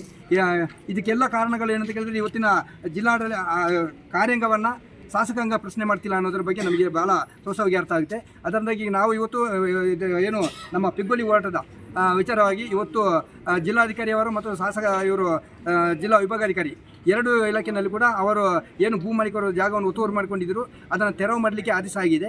ಆದರೆ ತೆರವು ಮಾಡಲಿಕ್ಕೆ ಆದೇಶ ಆಗಿದ್ದರೂ ಕೂಡ ತಹಸೀಲ್ದಾರ್ ಅವರು ಅದರ ಬಗ್ಗೆ ನಿರ್ಲಕ್ಷ್ಯ ವಹಿಸ್ತಿದ್ದಾರೆ. ಈ ನಿರ್ಲಕ್ಷ್ಯನ ಇವತ್ತು ನಾವು ಪ್ರಶ್ನೆ ಮಾಡಿದ್ದೀವಿ. ಆ ಪ್ರಶ್ನೆ ಮಾಡೋದ್ರ ಮುಖಾಂತರ ಅವರಿಗೆ ಒಂದು ಗಡುವುಗಳನ್ನ ಕೊಟ್ಟಿದ್ದೀವಿ. ಮುಂದಿನ ದಿನಗಳಲ್ಲಿ ಇವತ್ತು ಯಾರು ನಮ್ಮ ಉಸ್ತುವಾರಿ ಮಂತ್ರಿ ಇವರು ಇದ್ದಾರೆ, ಅವರು ಬರುವ ಸಂದರ್ಭದಲ್ಲಿ ನಮ್ಮ ಈ ಶೋಷಿತ ಸಮುದಾಯ ಏನಿದೆ ಈ ಎಲ್ಲರನ್ನು ಮುಂದೆ ಇಟ್ಕೊಂಡು ನಾವು ಅವರ ಬರುವಿಕೆಗೆ ಕಪ್ಪು ಫ್ಲಾಗ್ಗಳನ್ನು ಹಾಕಿ ಗೆರವು ಮಾಡ್ತೀವಿ. ಗೆರವು ಮಾಡೋದ್ರ ಮುಖಾಂತರ ಈ ಜನಗಳ ಕೆಲಸ ಯಾಕೆ ಮಾಡಲ್ಲ, ರಾಜಕೀಯ ಕೇವಲ ಮೇಲ್ವರ್ಗ ಮತ್ತು ಶ್ರೀಮಂತರ ಪರ ಇದ್ದಾರಾ ಅಥವಾ ಬಡವರ ಪರ ಇದ್ದಾರಾ ಅನ್ನೋದನ್ನು ಪ್ರಶ್ನೆ ಮಾಡಲಿಕ್ಕಾಗಿ ನಾವು ಈ ಕಾರ್ಯಕ್ರಮಗಳನ್ನ ಹಾಕೊಳ್ತೀವಿ ಅಂತೇಳಿ ಈ ಸಂದರ್ಭದಲ್ಲಿ ಇಷ್ಟಪಡ್ತೀವಿ. ಸಂಜಯ್ ಅಲಿಯಾಸ್ ಸ್ಯಾಂಡಿ ಎಂಬಾತನಿಗೆ ಘನ ನ್ಯಾಯಾಲಯ ಜಾಮೀನು ರಹಿತ ವಾರೆಂಟ್ ಜಾರಿ ಮಾಡಿದ್ದು, ಇದನ್ನು ಕಾರ್ಯಗತ ಮಾಡಲು ತೆರಳಿದ್ದ ಪೊಲೀಸ್ ಸಿಬ್ಬಂದಿಗಳನ್ನು ನೋಡಿ ಪೆಟ್ರೋಲ್ ಸುರಿದುಕೊಂಡು ಬೆಂಕಿ ಹಚ್ಚಿಕೊಂಡಿರುವ ಘಟನೆ ಸೋಮವಾರಪೇಟೆಯ ಗಾಂಧಿನಗರದಲ್ಲಿ ನಡೆದಿದೆ. ಸಂಜೆ ಎಂಬತ್ತ ಹಲವು ವರ್ಷಗಳಿಂದ ಮನೆಗಳ್ಳತನ, ಬೈಕ್ ಕಳ್ಳತನ, ದರೋಡೆ ಮತ್ತು ವಂಚನೆ ಪ್ರಕರಣಗಳಿಗೆ ಸಂಬಂಧಪಟ್ಟಂತೆ ಜಿಲ್ಲೆಯ ಹೊರಗೂ ಮತ್ತು ಒಳಗೂ ಸುಮಾರು 30ಕ್ಕೂ ಹೆಚ್ಚು ಪ್ರಕರಣಗಳು ಈತನ ಮೇಲೆ ದಾಖಲಾಗಿದ್ದು, ಈತ ಹಲವು ಪ್ರಕರಣಗಳಲ್ಲಿ ಜೈಲು ಸೇರಿದ್ದ. ಜೈಲಿಂದ ಹೊರಬಂದ ಬಳಿಕ ನ್ಯಾಯಾಲಯದ ವಿಚಾರಣೆಗೆ ಹಾಜರಾಗದೆ ನ್ಯಾಯಾಲಯ ಈತನಿಗೆ ಜಾಮೀನು ರಹಿತ ವಾರೆಂಟ್ ಜಾರಿ ಮಾಡಿತ್ತು. ನ್ಯಾಯಾಲಯದ ಆದೇಶದಂತೆ ಕಾರ್ಯಗತ ಮಾಡಲು ಆತನ ಮನೆಗೆ ತೆರಳಿದ ಸಂದರ್ಭ ಕಳೆ ಮೆಷಿನಿಗೆ ತಂದಿದ್ದ ಪೆಟ್ರೋಲ್ ಅನ್ನ ಆತನ ಮೈಮೇಲೆ ಸುರಿದುಕೊಂಡು ಬೆಂಕಿ ಹಚ್ಚಿಕೊಂಡಿದ್ದಾನೆ. ಈ ಸಂದರ್ಭ ಸ್ಥಳದಲ್ಲಿದ್ದ ಪೊಲೀಸ್ ಸಿಬ್ಬಂದಿಗಳಾದ ಮಲ್ಲೇಶ್ ಹಾಗೂ ಸಾಜನ್ ಪತ್ತರ್ ಅವರು ಬೆಂಕಿ ನಂದಿಸಲು ಹೋಗಿ ಅವರಿಗೂ ಬೆಂಕಿ ತಾಗಿ ಸಾಜನ್ ಪತ್ತರ್ ಎಂಬುವರ ಬಲಗೈ ಸುಟ್ಟು ಹೋಗಿದ್ದು, ಮಲ್ಲೇಶ್ ಎಂಬುವರಿಗೆ 2 ಕೈಗಳ ಮುಂಗೈ ಸುಟ್ಟು ಹೋಗಿದೆ. ಸಂಜಯ್ನನ್ನ ಹೆಚ್ಚಿನ ಚಿಕಿತ್ಸೆಗಾಗಿ ಮೈಸೂರು ಕೆಆರ್ಎಸ್ ಆಸ್ಪತ್ರೆಗೆ ದಾಖಲು ಮಾಡಲಾಗಿದೆ. ಸುನ್ನಿ ಯುವಜನ ಸಂಘ ಎಸ್ವೈಎಸ್ ಕೊಡಗು ಜಿಲ್ಲಾ ಸಮಿತಿಯ ಕಾಂಕ್ಲೇವ್ ಕಾರ್ಯಕ್ರಮ ಮೇಕೇರಿಯಲ್ಲಿ ಯಶಸ್ವಿಯಾಗಿ ನಡೆಯಿತು. ಮೇಕೇರಿಯ ಮದ್ರಸಾ ಸಭಾಂಗಣದಲ್ಲಿ ಎಸ್ವೈಎಸ್ ಜಿಲ್ಲಾಧ್ಯಕ್ಷ ಮುನೀರ್ ಮಹಲರಿ ಅಧ್ಯಕ್ಷತೆಯಲ್ಲಿ ನಡೆದ ಕಾರ್ಯಕ್ರಮವನ್ನು ಕೊಡಗು ಜಿಲ್ಲಾ ಎಸ್ವೈಎಸ್ ಸಾಂತ್ವನ ವಿಭಾಗದ ನೇತಾರ ಶಾಫಿ ಸಹದಿ ಸೋಮವಾರಪೇಟೆ ಉದ್ಘಾಟಿಸಿ ಮಾತನಾಡಿದರು. ದ.ಆ.ವ ಉಪಾಧ್ಯಕ್ಷರಾದ ಅಬ್ದುಲ್ ಅಜೀಜ್ ಸಕಾಫಿ ಗದ್ದೆಹಳ್ಳ ಎಸ್ವೈಎಸ್ ಜಿಲ್ಲಾ ಸಮಿತಿ ಕೈಗೊಂಡ ಉಮ್ರಾ ಸರ್ವಿಸ್ ಬಗ್ಗೆ ವಿವರಿಸಿ ಮಾತನಾಡಿದರು. ಗುಜರಿ ಸಂಗ್ರಹ ಎಂಬಂತಹ ಒಂದು ಕಾರ್ಯಕ್ರಮ ಕಸದಿಂದ ರಸ ಎಂಬ ಶೀರ್ಷಿಕೆಯೊಂದಿಗೆ ನಡೀತಾ ಇದೆ.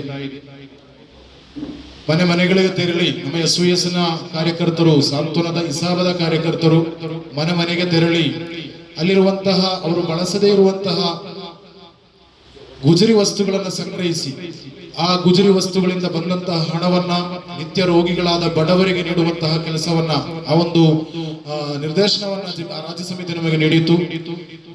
ಜಿಲ್ಲೆಯ ವಿವಿಧ ಭಾಗಗಳಲ್ಲಿ ಇವತ್ತು ನಮ್ಮ ಕಾರ್ಯಕರ್ತರು ಮನೆ ಮನೆಗೆ ತೆರಳಿ ಅಲ್ಲಿರುವಂತಹ ನಿರುಪಯುಕ್ತ ವಸ್ತುಗಳನ್ನ ಹೆಕ್ಕಿ ಅದನ್ನ ಆಯ್ಕೆ ಮಾಡಿ ಗುಜರಿಗಳನ್ನ ಸಂಗ್ರಹಿಸಿ ಅದನ್ನು ಮಾರಾಟ ಮಾಡಿ ಅದರಿಂದ ಹಣವನ್ನ ಸಂಗ್ರಹಿಸಿ ರಾಜ್ಯದ ವಿವಿಧೆಡೆಗಳಲ್ಲಿ ನಿತ್ಯ ರೋಗಿಗಳಾಗಿ ಮಲಗಿರುವಂತಹ ಬಡ ವ್ಯಕ್ತಿಗಳಿಗೆ ಮೆಡಿಕಲ್ ಕಾರ್ಡ್ ಎಂಬಂತ ಯೋಜನೆಯನ್ನ ರಾಜ್ಯ ಸಮಿತಿ ಹಮ್ಮಿಕೊಂಡಿದೆ. ಮೆಡಿಕಲ್ ಕಾರ್ಡ್ ಮುಖಾಂತರ ಪ್ರತಿ ತಿಂಗಳು ಅವರಿಗೊಂದು ಸಂಖ್ಯೆ, ಅವರಿಗೊಂದು ಹಣವನ್ನ ಈ ರಾಜ್ಯ ಸಮಿತಿ ನೀಡುತ್ತದೆ. ಅದಕ್ಕಾಗಿರುವಂತಹ ಸಂಗ್ರಹವಾಗಿದೆ ಗುಜರಿ ಸಂಗ್ರಹ.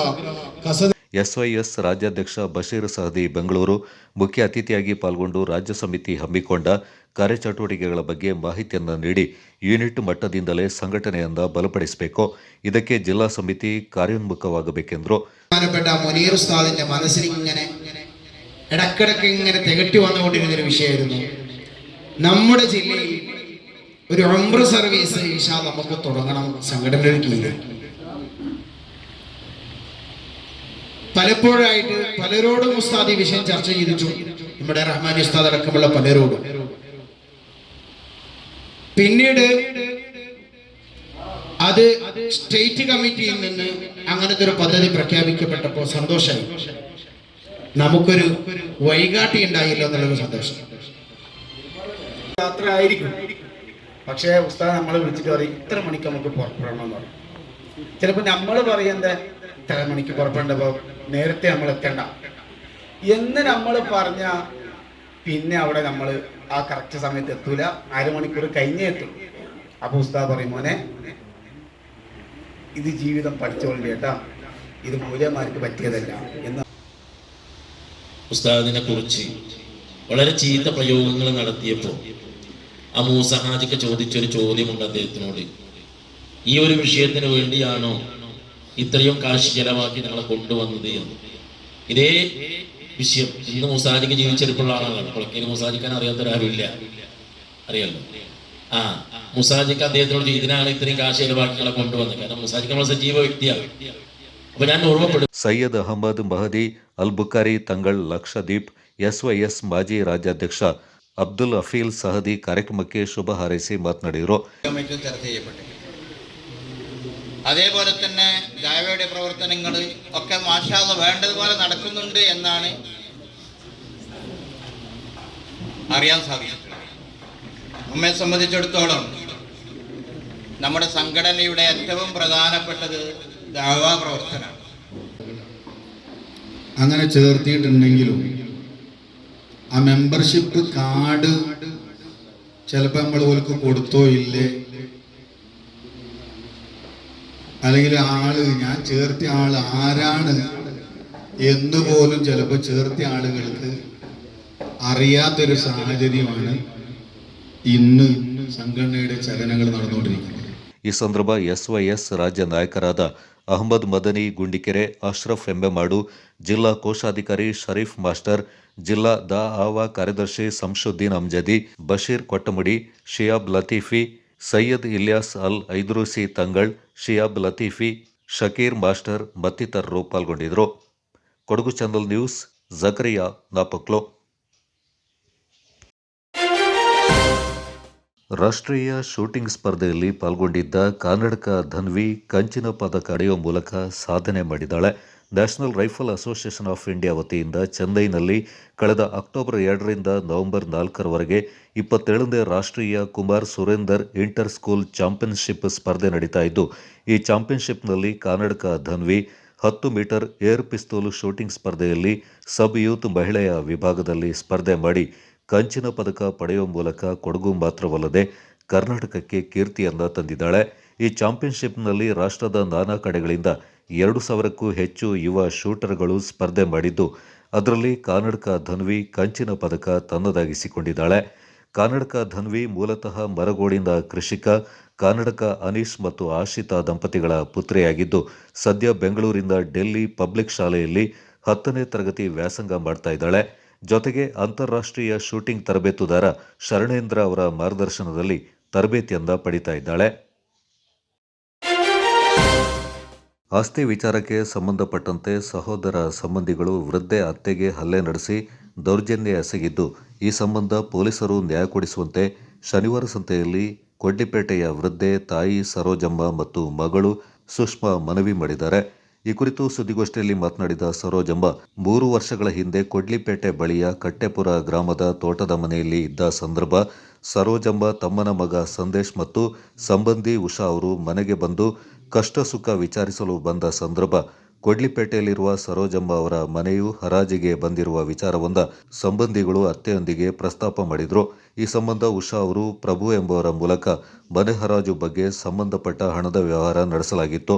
ನಂತರ ಅವರು ಇದಕ್ಕೆ ಸಂಬಂಧಪಟ್ಟ ಪತ್ರ ವ್ಯವಹಾರದಲ್ಲಿ ಸರೋಜಮ್ಮ ಅವರಿಗೆ ಅನ್ಯಾಯ ಎಸಗಿದ್ರು. ಈ ವಿಚಾರವಾಗಿ ಸರೋಜಮ್ಮ ಅವರು 2025ರ ಸೆಪ್ಟೆಂಬರ್ ತಿಂಗಳಲ್ಲಿ ಸಹೋದರ ಸಂಬಂಧಿಗಳ ಹತ್ತಿರ ತನಗಾದ ಅನ್ಯಾಯ ಬಗ್ಗೆ ಪ್ರಶ್ನೆ ಮಾಡಲು ಹೋದಾಗ ಸಂಬಂಧಿಗಳು ಹಲ್ಲೆ ನಡೆಸಿ ದೌರ್ಜನ್ಯ ಮಾಡಿದ್ದಾರೆ. ಈ ಬಗ್ಗೆ ಸರೋಜಮ್ಮ ಶನಿವಾರ ಸಂತೆ ಪೊಲೀಸ್ ಠಾಣೆಯಲ್ಲಿ ಸಂಬಂಧಿಗಳ ವಿರುದ್ಧ ಮೊಕದ್ದಮೆ ದಾಖಲಿಸಿದ್ದಾರೆ. ನಮ್ಮ ತಾಯಿ ಬಗ್ಗೆ ಅನ್ಯಾಯ ಆಗಿರೋದು ನಾನು ಮಾತಾಡೋಕ್ಕೆ ಬಂದಿದ್ದೆ ಪತ್ರಿಕಾಗೋಷ್ಠಿಯಲ್ಲಿ.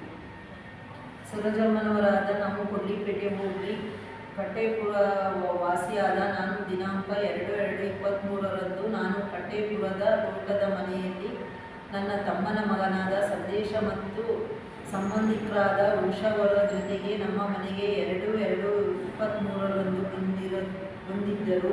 ಅದೇ ಸಮಯದಲ್ಲಿ ನಾನು ಬೇಜಾರಿಂದ ಇದ್ದೆ. ಅತ್ತೆ ಬೇಜಾರು ಇದ್ದಿದ್ದೀರಾ ಎಂದು ಸಂದೇಶ ವಿಚಾರಿಸಿದಾಗ ಅದೇ ಸಮಯದಲ್ಲಿ ಉಷಾವರು ಕೂಡ ಜೊತೆಯಲ್ಲಿ ಇದ್ದರು.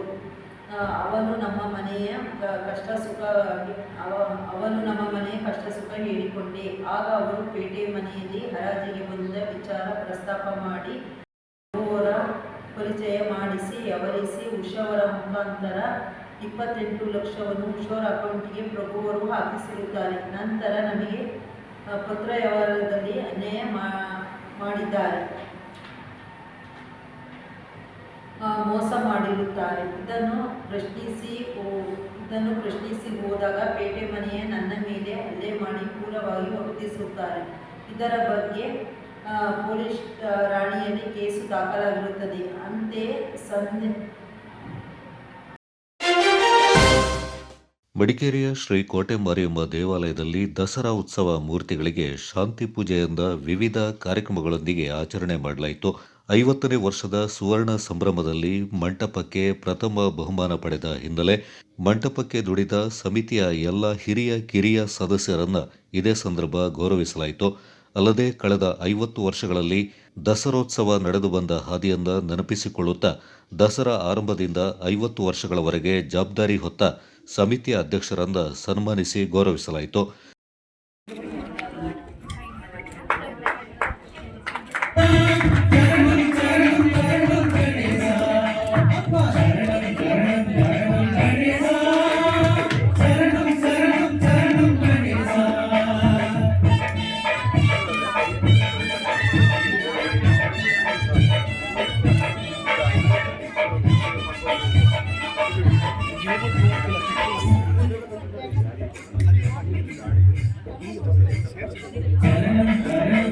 ಈಗ ಕಮಿಟಿಗೆ ಹಾಕಕ್ಕಷ್ಟೇ.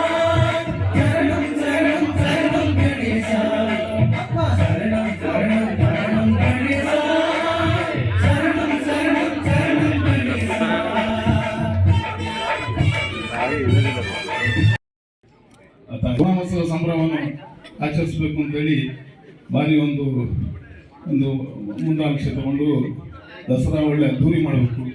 20ನೇ ವರ್ಷ ನಮ್ಮ ಮಂಟಪನೂ ಅದ್ದೂರಿ ಆಗಬೇಕು, ಕಾರ್ಯಕ್ರಮಗಳು ಮಾಡಬೇಕು ಅಂತೇಳಿ ಸುಮಾರು ದಿನಗಳಿಂದ ನಾವು ಅದನ್ನೊಂದು ಯೋಚನೆ ಮಾಡ್ಕೊಂಡು ಬರ್ತಾ ಇದ್ವಿ. ಅದನ್ನು ಅಂತೇಳಿ ನಾವು ತುಂಬ ಪ್ರಯತ್ನ ಪಟ್ಟು ಒಳ್ಳೆಯ ಯಶಸ್ವಿ ರೀತಿಯಲ್ಲಿ ಈ ಬಾರಿ ಪ್ರಥಮ ಬಹುಮಾನ ಪಡೆದು ಆ ಬಹುಮಾನ ಪಡೆದು ಯಶಸ್ವಿಯಾಗಿ ತಾಯಿ ಕೃಪೆ ಪ್ರಾಪ್ತೋದು. ಅದೇ ರೀತಿ ಒಂದು ಶಾಂತಿ ಪೂಜೆಯಲ್ಲಿ ಸಭಾ ಕಾರ್ಯಕ್ರಮ ಮಾಡಬೇಕು ಅಂತೇಳಿ ಯೋಚನೆ ಮಾಡಿಕೊಂಡು ಇದುವರೆಗೆ ನಮ್ಮ ಹಳೆಯಿಂದ ನಮ್ಮ ಅಧ್ಯಕ್ಷ ಆಗಿ ಒಂದು ನಾವು ಗೌರವ ಸಮರ್ಪಣೆ ಮಾಡಬೇಕು ಅಂತೇಳಿ ನಮ್ಮ ಜನ ನಾವು ಇಲ್ಲಿ ರೋಡಲ್ಲಿರುವ ಒಂದು ಅಂಗಡಿಯಲ್ಲಿ ಕೂತ್ಕೊಂಡು ಚರ್ಚೆ ಮಾಡೋದು ಒಂದೆರಡು, ಹೀಗೆ ನಾವು ಒಂದು 18 ಜನ ಸೇರಿ ಮಂಟಪ ಸ್ಟಾರ್ಟ್ ಮಾಡಿದೆವು ನಾವು. ಈ ಶ್ರೀ ಕೋಟೆ ಮಾರಮ್ಮ ಯುವಕ ಮಿತ್ರ ಮಂಡಳಿ ಪ್ರಾರಂಭವಾದ್ದರಿಂದ ಒಂದಲ್ಲ ಒಂದು ರೀತಿಯ ಏಳಿಗೆಯಿಂದಾಗಿ ಈ ದೇವಾಲಯ ಮೊದಲೊಂದು ಅಂಚಿನ ಒಂದು ಚಿಕ್ಕ ದೇವಾಲಯ ಇದ್ದಿದ್ದು ಒಂದು ಒಳ್ಳೆಯ ದೇವಾಲಯಕ್ಕೆ ಕಾರಣಕರ್ತ ಯುವಕ ಮಿತ್ರ ಮಂಡಳಿ ಆಯಿತು. ಈಗ ನಮಸ್ಕಾರಗಳನ್ನು ತಿಳಿಸ್ತಾ, ಈ ಬಾರಿ ಕೋಟೆ ದಸರಾ ಸಮಿತಿ ವತಿಯಿಂದ 50ನೇ ವರ್ಷದ ದಸರಾ ಆಚರಣೆ ಭಾಳ ವಿಜೃಂಭಣೆಯಿಂದ ನಡೆದಿದ್ದು, ಅದರ ಜೊತೆಗೆ ಈ ದಿನ ಶಾಂತಿ ಪೂಜೆಯ ಹಿನ್ನೆಲೆಯಲ್ಲಿ ಭಾಳ ಪ್ರೀತಿಯಿಂದ ಎಲ್ಲ ಸಮಿತಿಯವರು ಕೂಡ ಆಹ್ವಾನಿಸಿದರು. ಆ ನಿಟ್ಟಿನಲ್ಲಿ ಇಲ್ಲಿಗೆ ಬಂದು ತಾಯಿಗೆ ದರ್ಶನವನ್ನು ಪಡೆದು ಈ ವೇದಿಕೆಯಲ್ಲಿ ಅವಕಾಶವನ್ನು ಕಲ್ಪಿಸಿಕೊಟ್ಟಿದ್ದಕ್ಕಾಗಿ ತಮಗೆಲ್ಲರೂ ಕೂಡ ಧನ್ಯವಾದಗಳನ್ನ ತಿಳಿಸ್ತಾ,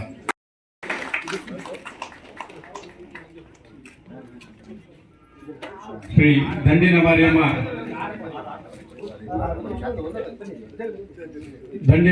ದೇವಾಲಯದ ಉಮೇಶ್ ಪೂಜಾರಿ ಅವರಿಗೆ ಅಧ್ಯಕ್ಷರಿಂದ ಸನ್ಮಾನ. ಕುಂದ್ರಮಟ್ಟೆ ಚೌಟಿ ಮಾರಿಯಮ್ಮ ದೇವಾಲಯದ ಸ್ವಾಮಿಯವರಿಗೆ ಅವ್ರು ಹೇಳಿದ್ರು ಇಲ್ಲಿ ಸಮಿತಿಯಲ್ಲಿ ಸೇರಿದ ಮೇಲೆ ಎಲ್ಲರ ಅಧ್ಯಕ್ಷರಾದರು ಅವರಾದ್ರು ಅಂತಾರೆ. ನಾನು ಮುಖ್ಯವಾಗಿ ಹೇಳ್ತೀನಿ, ಈ ಸಮಿತಿಯ ಹಳೆಯ ಸದಸ್ಯನಾಗಿ ನನ್ನ ತಾಯಿಯನ್ನು ನಂಬಿದ್ದಕ್ಕೆ 2007ರಲ್ಲಿ ನಮಗೆ ಅಡ್ಡ ಬಿದ್ದೋದು, ನನ್ನ ಪತ್ನಿಯನ್ನು ಪಕ್ಷೇತರವಾಗಿ ಗೆಲ್ಲಿಸಲಿಕ್ಕೆ ನನ್ನ ತಾಯಿಯ ಆಶೀರ್ವಾದ ಮುಖ್ಯ ಇತ್ತು. ಯಾಕೆಂದರೆ ನನಗೆ ಆ ತಾಯಿ ಒಂದು ಜೀವವನ್ನು ಕೊಟ್ಟರು 2007ರಲ್ಲಿ. ಅಲ್ಲಿಂದ ನಾನು ಸಮಾಜವನ್ನು ಮುಂದುವರಿಸಿಕೊಂಡು ಇದೀಗ ಆ ತಾಯಿಯ ಆಶೀರ್ವಾದದಿಂದ ಈ ಸಮಿತಿಯ ಸದಸ್ಯನಾಗಿ ನಾನೊಬ್ಬ ನಗರಸಭಾ ಸದಸ್ಯನಾಗಿ ನಿಮ್ಮ ಮುಂದೆ ಇಲ್ಲಿ ವೇದಿಕೆಯಲ್ಲಿ ಕೂತಿದ್ದೀನಿ ಅಂದರೆ ಆ ತಾಯಿಯ ಆಶೀರ್ವಾದ, ಅವ್ರು ಕೊಟ್ಟ ಭಿಕ್ಷೆ. ಹಾಗೆ ಈ ಬಾರಿ ನನಗೆ ದಸರಾ ಸಮಿತಿಯ ಪ್ರಧಾನ ಕಾರ್ಯದರ್ಶಿಯಾಗಿ ನಾನು ಆಯ್ಕೆ ಆಗಿದ್ದೀನಿ. ಎಲ್ಲ ತಾಯಿಗೆ ಕೃಪೆ, ನಿಮ್ಮೆಲ್ಲರ ಸಹಕಾರ, ಆಶೀರ್ವಾದ. ಹಾಗೆ ಇವತ್ತು 50ನೇ ವರ್ಷದ ಸುವರ್ಣ ಮಹೋತ್ಸವವನ್ನು ಏರ್ಪಡಿಸ್ತಾ ಇದ್ದೀರಾ. ಈಗಾಗಲೇ ಹರೀಶ್ ಅವರು ಹೇಳಿದ್ರು ನಮಗೆ ಮೊತ್ತವನ್ನು ಜಾಸ್ತಿ ಕೊಡಬೇಕು ಅಂತೇಳಿ. ನಾವು ಮಂಟಪಗಳಿಗೆ, ನಾನು ಅರುಣ್ ಕುಮಾರ್ ಅವರು, ನಮ್ಮ ಸಮಿತಿ ಏನಿದೆ, ನಾವು ಮಂಟಪಗಳಿಗೆ ಮೊದಲ ಆದ್ಯತೆಯನ್ನು ಕೊಡಬೇಕು ಅಂತೇಳಿ ನಾವು ತೀರ್ಮಾನವನ್ನು ಮಾಡಿದ್ದೀವಿ.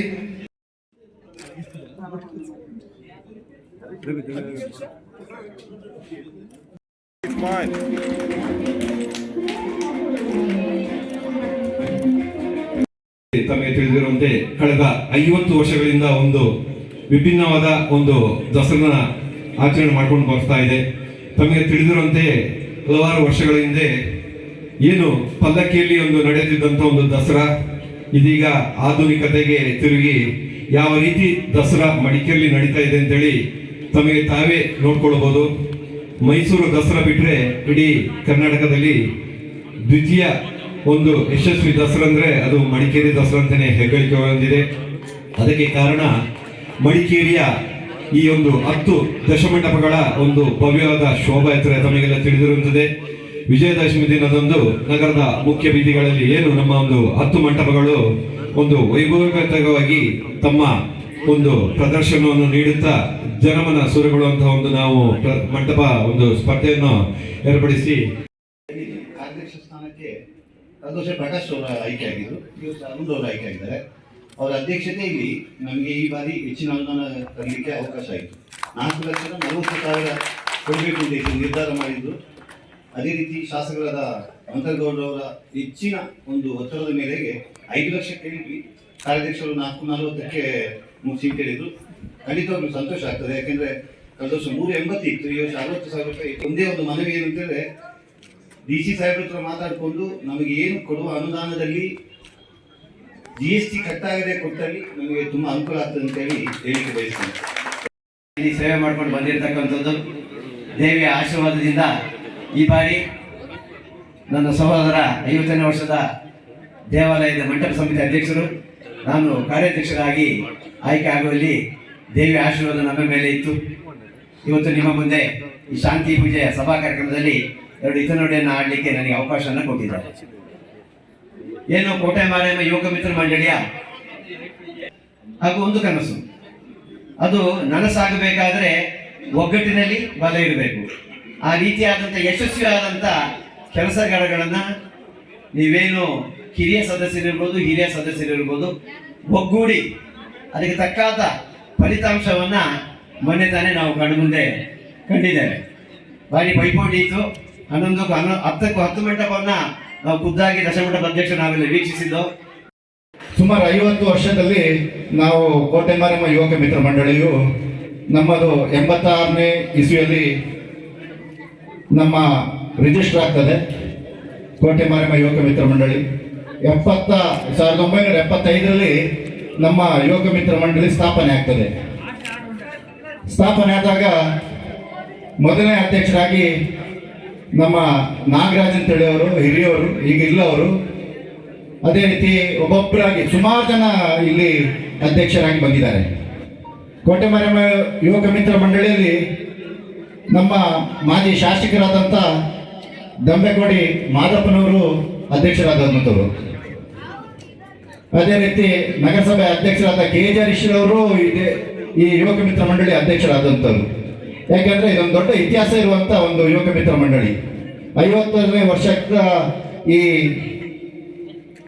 ವರ್ಷಕ್ಕೆ ನಮ್ದೇನು ನಡ್ಕೊಂಡು ಬರ್ತಾ ಇದೆ, ಅದನ್ನು ನಾವು ಒಳ್ಳೆ ರೀತಿಯಲ್ಲಿ ಇನ್ನು ಮುಂದೇನು ನಡ್ಕೊಂಡು ಹೋಗ್ಬೇಕು ಅಂತೇಳಿ ನಮ್ಮ ಚಿಂತನೆ ಇದೆ. ಅವರಿಂದಲೇ ನಾವು ಈ ಒಂದು ಅದ್ಭುತವಾದ ಈ ಕ್ಷಣಗಳನ್ನು ನೆನೆಸುತ್ತಾ ಅವರ ಆತ್ಮಕ್ಕೆ ಶಾಂತಿ ನೀಡಬೇಕೆಂದು ದೇವಿ ಹತ್ರ ಪ್ರಾರ್ಥನೆ ಮಾಡ್ಕೊಳ್ತಿದ್ದೇವೆ.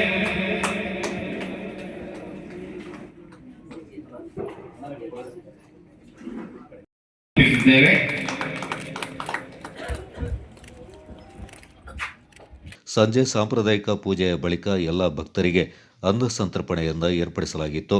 50ನೇ ವರ್ಷದ ಸಂಭ್ರಮದಲ್ಲಿ ಉತ್ಸವ ಸಮಿತಿಯ ಅಧ್ಯಕ್ಷ BK ಜಗದೀಶ್ ಅವರ ಅಧ್ಯಕ್ಷತೆಯಲ್ಲಿ ಹಮ್ಮಿಕೊಂಡಿದ್ದ ಸಭಾ ಕಾರ್ಯಕ್ರಮದಲ್ಲಿ ನಗರಸಭೆಯ ಅಧ್ಯಕ್ಷರಾದ ಕಲಾವತಿ, ದಸರಾ ಸಮಿತಿಯ ಕಾರ್ಯಾಧ್ಯಕ್ಷ BK ಅರುಣ್ ಕುಮಾರ್, ದಶಮಂಟಪ ಸಮಿತಿಯ ಅಧ್ಯಕ್ಷರಾದ BM ಹರೀಶ್ ಮತ್ತಿತರರು ಪಾಲ್ಗೊಂಡಿದ್ದರು. ಈ ಸಂದರ್ಭ ಸಮಿತಿಯ ಪ್ರಮುಖರಾದ Prakash Acharya, GC Jagadish, GS Manjunath, MS Dinesh, Yogananda, Dishu, Jagat ಮತ್ತಿತರರು ಪಾಲ್ಗೊಂಡಿದ್ದರು. ಶಿಕ್ಷಣ ಸಂಸ್ಥೆಯೊಂದರ ಮುಖ್ಯಸ್ಥ, ಸಹ ಶಿಕ್ಷಕರು ಮತ್ತು ವಿದ್ಯಾರ್ಥಿಗಳ ಮಾರ್ಗದರ್ಶಕರಾಗುವ ಮತ್ತು ನಾಯಕತ್ವದ ಗುರುತರ ಜವಾಬ್ದಾರಿಯನ್ನು ಹೊಂದಿರಬೇಕಾಗುತ್ತೆ ಅಂತ ಸೋಮವಾರಪೇಟೆ ಕ್ಷೇತ್ರ ಶಿಕ್ಷಣಾಧಿಕಾರಿ ಕೃಷ್ಣಪ್ಪ ಅವರು ಅಭಿಪ್ರಾಯಪಟ್ಟಿದ್ದಾರೆ. 27 ವರ್ಷಗಳ ಕಾಲ ಸೇವೆ ಸಲ್ಲಿಸಿ ವಯೋ ನಿವೃತ್ತಿ ಹೊಂದಿದ ಶನಿವಾರ ಸಂತೆ ಶ್ರೀ ವಿಘ್ನೇಶ್ವರ ಬಾಲಕಿಯರ ಪ್ರೌಢಶಾಲಾ ವಿಭಾಗ ಮತ್ತು ಪದವಿ ಪೂರ್ವ ಕಾಲೇಜಿನ ಪ್ರಾಂಶುಪಾಲ TP ಶಿವಪ್ರಕಾಶ್ ಅವರಿಗೆ ವಿದ್ಯಾಸಂಸ್ಥೆ ವತಿಯಿಂದ ಹಮ್ಮಿಕೊಂಡಿದ್ದ ಬೀಳ್ಕೊಡುಗೆ ಸಮಾರಂಭದಲ್ಲಿ ಪಾಲ್ಗೊಂಡು ಮಾತನಾಡಿದರು. ಶಾಲಾ ಕಾಲೇಜಿನ ಮುಖ್ಯ ಶಿಕ್ಷಕನೊಬ್ಬ ವಿದ್ಯಾಸಂಸ್ಥೆಯ ಅಭಿವೃದ್ಧಿಯ ಜೊತೆಗೆ ಪಾಠ ಪ್ರವಚನ ಬೋಧಿಸುವುದರ ಜೊತೆಯಲ್ಲಿ ಸಹ ಶಿಕ್ಷಕರಿಗೆ ಮತ್ತು ವಿದ್ಯಾರ್ಥಿಗಳಿಗೆ ಸದಾ ಮಾರ್ಗದರ್ಶನ ಸಲಹೆಗಳನ್ನು ನೀಡುತ್ತಾ ಅವರಿಂದ ಶಾಲೆಯ ಅಭಿವೃದ್ಧಿಗಾಗಿ ಸೆಳೆದುಕೊಳ್ಳುವ ಚೈತನ್ಯವನ್ನು ಹೊಂದಿರಬೇಕೆಂದರು. ಶಿವಪ್ರಕಾಶ್ ಅವರು ಸೇವಾ ಅವಧಿಯಲ್ಲಿ ಅತ್ಯುತ್ತಮವಾಗಿ ಕಾರ್ಯನಿರ್ವಹಿಸಿ ವಿದ್ಯಾಸಂಸ್ಥೆಯ ಎಲ್ಲ ರೀತಿಯ ಅಭಿವೃದ್ಧಿಗೆ ಕಾರಣಕರ್ತರಾಗಿದ್ದಾರೆ ಎಂದು ಶ್ಲಾಘಿಸಿದರು. ಶಿಕ್ಷಕರು ಮಾನವ ಸಂಪನ್ಮೂಲವನ್ನು ಸದ್ಬಳಕೆ ಮಾಡಿಕೊಂಡರೆ ಮಾತ್ರ ಶಿಕ್ಷಣ ಸಂಸ್ಥೆ ಏಳಿಗೆಯಿಂದ ಹೊಂದುತ್ತೆ. ಈ ನಿಟ್ಟಿನಲ್ಲಿ ಶಿವಪ್ರಕಾಶ್ ಅವರು ಇದನ್ನು ಸದ್ಬಳಕೆ ಮಾಡಿಕೊಂಡಿರುವುದರಿಂದ ಸದರಿ ಶಿಕ್ಷಣ ಸಂಸ್ಥೆಯು ಶೈಕ್ಷಣಿಕವಾಗಿ ಮತ್ತು ಎಲ್ಲ ರೀತಿಯಲ್ಲೂ ಅಭಿವೃದ್ಧಿ ಸಾಧಿಸಲು ಸಾಧ್ಯವಾಗಿದೆ ಎಂದರು.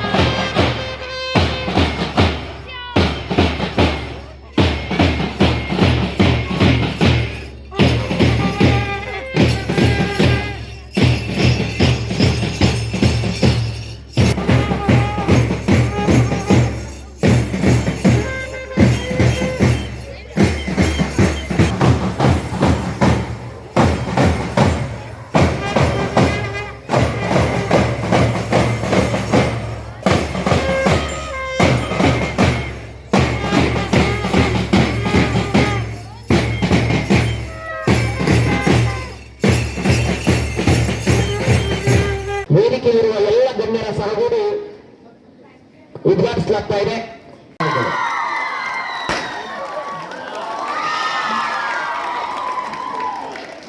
ಒಡಲು ತೊರೆಯುತ್ತಿಹರು, ಒಡನಾಡಿ ಆದವರು ಒಡಲು ತೊರೆಯುತ್ತಿಹರು, ಇಂದು ನಮ್ಮಿಂದ ಬೀಳ್ಕೊಂಡು ಹೋಗುತ್ತಿಹರು, ಇಂದು ನಮ್ಮಿಂದ ಬೀಳ್ಕೊಂಡು ಹೋಗುತ್ತಿಹರು. ಮನವೇಕೆ ಮರುಗುತ್ತಿದೆ ತಿಳಿಯದಾಗಿದೆ, ಮನವೇಕೆ ಮರುಗುತ್ತಿದೆ ತಿಳಿಯದಾಗಿದೆ, ಅರಿವಿಲ್ಲದೆ ಕಂಗಳಿಂದ ಕಣ್ಣೀರು ಸುರಿಯುತ್ತಿದೆ, ಅರಿವಿಲ್ಲದೆ ಕಂಗಳಿಂದ ಕಣ್ಣೀರು ಸುರಿಯುತ್ತಿದೆ. ಆಶ್ರಯ ನೀಡಿದ್ದರು ನಮಗೆಲ್ಲ, ಆಶ್ರಯ ನೀಡಿದ್ದರು ನಮಗೆಲ್ಲ ಆಲದ ಮರದಂತೆ ಅಗಲುತ್ತಿಹರು, ಇಂದು ಹಾಲುಣಿಸುವ ಕರುವು ಹಸುವು ತೊರೆದಂತೆ, ಅಗಲುತ್ತಿಹರು, ಇಂದು ಹಾಲುಣಿಸುವ ಕರುವು ಹಸುವು ತೊರೆದಂತೆ. ನಾವು ಚಿಕ್ಕವರು ದೊಡ್ಡವರು ಅಂತ ಏನು ಕೂಡ ನೋಡದೆ ನಿಜವಾಗ್ಲೂ ಕೂಡ ಅವರಲ್ಲಿರುವಂತಹ ಕೆಲವೊಂದು ಒಳ್ಳೆ ಗುಣಗಳನ್ನ ನಾವು ಅಳವಡಿಸ್ಕೋಬೇಕಾಗಿದ್ದ ಅಂತಹ ಒಂದು ಗುಣಗಳಲ್ಲಿ ಅದು ಕೂಡ ಒಂದು. ನಾವು ಚಿಕ್ಕವರು ಅಂತಾನೆ ಅಂತೂ ನೋಡದೆ ನಮ್ಮಿಂದಲೂ ಸಲಹೆಗಳನ್ನ ತಗೊಳ್ತಾ ಇದ್ರು.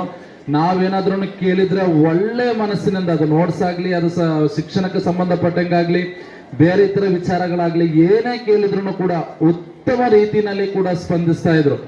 ಕೆಲವೊಮ್ಮೆ ಫೋನ್ ಮಾಡಿ ಯಾವ್ದಾದ್ರು ವಿಷಯಗಳನ್ನು ಡಿಸ್ಕಸ್ ಮಾಡುವಂತಹ ಸಂದರ್ಭದಲ್ಲಿ ಈ ತರ ಮಾಡೋಣ ಆ ತರ ಮಾಡೋಣ ಅಂತ ಹಲವಾರು ಸಲಹೆಗಳನ್ನ ಕೊಟ್ಟಿದ್ದು ಹಲವು ಸಂದರ್ಭದಲ್ಲೂ ಕೂಡ ನೆನಪಿನಲ್ಲಿ ಇನ್ನೂ ಕೂಡ ಅಚ್ಚಳಿಯದೆ ಉಳಿದಿರುವಂತಹ ಘಟನೆಗಳು. ಆರೋಗ್ಯ ಐಶ್ವರ್ಯ ಸಿಕ್ಲಿ, ನೀವು ಶಾಂತ ವ್ಯಕ್ತಿಗಳು ಅನ್ನೋದು ಗೊತ್ತು ಖಂಡಿತವಾಗ್ಲೂ ಕೂಡ. ನಾವು ಕೂಡ ಅಷ್ಟೇ ವ್ಯಗ್ರರಾಗಿ ಯಾವತ್ತೂ ಕೂಡ ವರ್ತನೆಯನ್ನ ನಿಮ್ಮೊಟ್ಟಿಗೆ ನಮ್ಮ ಯಾವುದೇ ಟೀಚರ್ಸು ಕೂಡ ನೀವು ಹೇಳಿದ ಯಾವ ಕೆಲಸವನ್ನೂ ಕೂಡ ನಾವು ಆಗಲ್ಲ ಅಂತ ಒಂದು ದಿನನೂ ಕೂಡ ಹೇಳಿದ್ದಿಲ್ಲ. ಆ ರೀತಿಯ ಸಹಕಾರವನ್ನು ನಾವು ಕೊಟ್ಟಿದ್ದೇವೆ. ನೀವು ಕೂಡ ಅಷ್ಟೇ ಸೌಮ್ಯ ಸ್ವಭಾವದಲ್ಲಿ ಇದ್ದು ನಿಮ್ಮ ಒಂದು ಸೇವೆಯನ್ನ ಈ ವಿದ್ಯಾಸಂಸ್ಥೆಯ ಏಳಿಗೆಗಾಗಿ ಮುಡುಪಾಗಿಟ್ಟಿದ್ದೀರಿ. ಮತ್ತೊಮ್ಮೆ ನಿಮ್ಮ ಮಗನಿಗೆ, ನಿಮ್ಮ ಪತ್ನಿಗೆ, ನಿಮಗೆ ಎಲ್ಲರಿಗೂ ಕೂಡ ಆ ಭಗವಂತ ಒಳ್ಳೆಯದನ್ನ ಮಾಡಲಿ ಅಂತ ಮನಸಾರೆ ನಿಮಗೆ ಆರೈಕೆಗಳನ್ನ ಸಲ್ಲಿಸ್ತಾ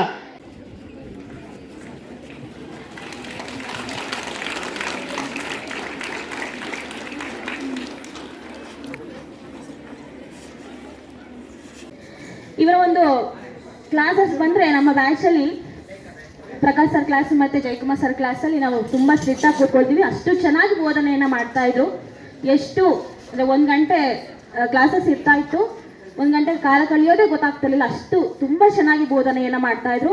ಇವತ್ತು ನಾನು ಸ್ಟೇಟಸ್ ಹಾಕಿದಾಗ ಎಲ್ಲ ಕೂಡ ನಮ್ಮ ಫ್ರೆಂಡ್ಸ್ ಎಲ್ಲ ಕೇಳಿದ್ರು, ಇಷ್ಟು ಬೇಗ ರಿಟೈರ್ಡ್ ಆಯ್ತಾ ಸರ್ದು ಅಂತ ಹೇಳಿ ಆಶ್ಚರ್ಯವನ್ನು ವ್ಯಕ್ತಪಡಿಸಿದ್ರು. ಯಾರಿಗೂ ಕೂಡ ಅನ್ಸೋದಿಲ್ಲ ಅವ್ರನ್ನ ನೋಡಿದರೆ 60 ವರ್ಷ ಆಯಿತು ಅಂತ ಹೇಳಿ. ನಿಮ್ಮ ನಿವೃತ್ತಿಗೆ ವಿಶ್ವಾಸ. ಈಗಾಗಲೇ ಎಲ್ಲ ನಮ್ಮ ಶನಿವಾರ ಸಂತೆಯಲ್ಲಿ ಹಲವಾರು ವಿದ್ಯಾಸಂಸ್ಥೆಗಳು ಈ ಒಂದು ಶೈಕ್ಷಣಿಕ ಚಟುವಟಿಕೆಗಳಲ್ಲಿ ತೊಡಗಿದ್ದಾವೆ. ಎಲ್ಲ ವಿದ್ಯಾಸಂಸ್ಥೆಗಳೊಂದಿಗೆ ಬಹಳ ವಿಶ್ವಾಸಪೂರ್ಣವಾಗಿ ಯಾವುದೇ ಕಾರ್ಯಚಟುವಟಿಕೆಗಳನ್ನ ನಿರ್ವಹಿಸತಕ್ಕಂತಹ ವಿದ್ಯಾಸಂಸ್ಥೆ. ಅದಕ್ಕೆ ಸಾಕ್ಷಿ ದೂತರು ಅಂತ ಹೇಳಿದ್ರೆ ಶಿವಪ್ರಕಾಶ್ ಸರ್ ಅಂತ ಹೇಳಿದ್ರೆ ತಪ್ಪಾಗಲ್ಲ.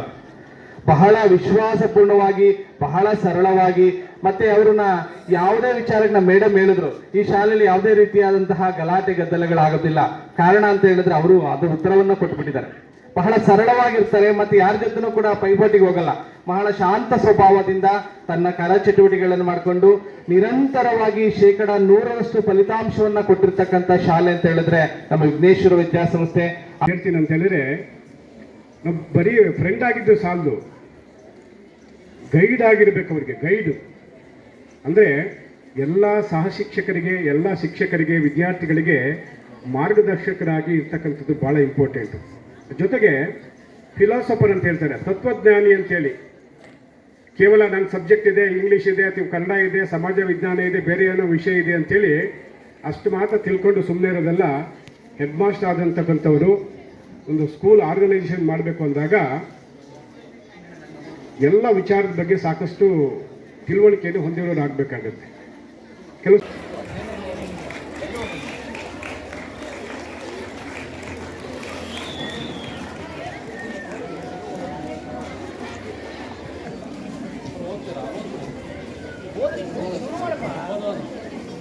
ಟಿಪಿ ಶಿವಪ್ರಕಾಶ್ ಸರ್ ಅವರ ಕಿರು ಪರಿಚಯ. ಶ್ರೀ ವಿಘ್ನೇಶ್ವರ ಬಾಲಿಕಾ ಪ್ರೌಢಶಾಲೆಯಲ್ಲಿ ನಿವೃತ್ತಿ ಹೊಂದುತ್ತಿರುವ ಶಿವಪ್ರಕಾಶ್ ಸರ್ ಅವರು 1965 ಅಕ್ಟೋಬರ್ 26ರಂದು ಕುಶಲನಗರ ತಾಲೂಕಿನ ತೊರೆನೂರಿನಲ್ಲಿ ಜನಿಸುತ್ತಾರೆ. ತಂದೆ ಪರ್ವತಪ್ಪ, ತಾಯಿ ಕಮಲಮ್ಮ.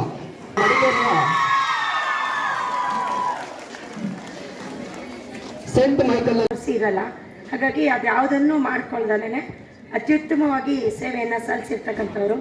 ಮತ್ತು ಇವಾಗ ಮಾತಾಡುವಾಗ ಹೇಳ್ತಾ ಇದ್ರು, ನಿವೃತ್ತಿಯನ್ನು ಹೊಂದುತ್ತಾ ಇದ್ದೀನಿ ನಿಜ, ಆದರೆ ಮಕ್ಕಳ ಭವಿಷ್ಯವನ್ನು ಅರ್ಧಕ್ಕೆ ಬಿಟ್ಟು ಹೋಗಲ್ಲ. 10th ಮಕ್ಕಳೆಲ್ಲ ಇರೋದ್ರಿಂದ ಈ ವರ್ಷ ಕಂಪ್ಲೀಟ್ ಮಾಡ್ತೀನಿ ಅಂತ ಹೇಳಿದ್ರು, ಅದೊಂದು ಖುಷಿ. ಹಾಗಾಗಿ ನಿಮ್ಮ ಕಡೆಯಿಂದ ಬರಲಿ ಸರ್ಗೊಂದು ಚಪ್ಪಾಳೆ. ಅವರು ರಿಟೈರ್ಮೆಂಟ್ ಆಗಿದೆ, ನನಗೇನು ಇನ್ನು ನಾಳೆಯಿಂದ ನಾನು ಬರೋದು ಬೇಡ ಅನ್ನೋ ಥರ ತೀರ್ಮಾನ ತಗೋಬೋದಿತ್ತು. ಆದರೆ ನೋಡಿ, ಟೀಚರ್ಸ್ ಅಂದರೆ ಇದೆ, ಯಾವತ್ತೂ ಇಷ್ಟು ವರ್ಷ ತನಕ ಅವರು, ನಾವಾದರೂ ಅಷ್ಟೇ ಅಥವಾ ಎಲ್ಲ ಟೀಚರ್ಸೂ ಬರೀ ಮಕ್ಕಳ ಭವಿಷ್ಯ, ವಿದ್ಯಾರ್ಥಿಗಳು ಅವ್ರ ಬೆಳವಣಿಗೆ ಬಗ್ಗೆ ಮಾತ್ರ ಯೋಚನೆ ಮಾಡಿರ್ತೀವಿ. ನಮ್ಮ ಸ್ವಂತಕ್ಕೆ ಅಥವಾ ಕುಟುಂಬಕ್ಕೆ ಸಮಯವನ್ನು ಕೊಟ್ಕೊಳ್ಳೋಕ್ಕಾಗಿರಲ್ಲ.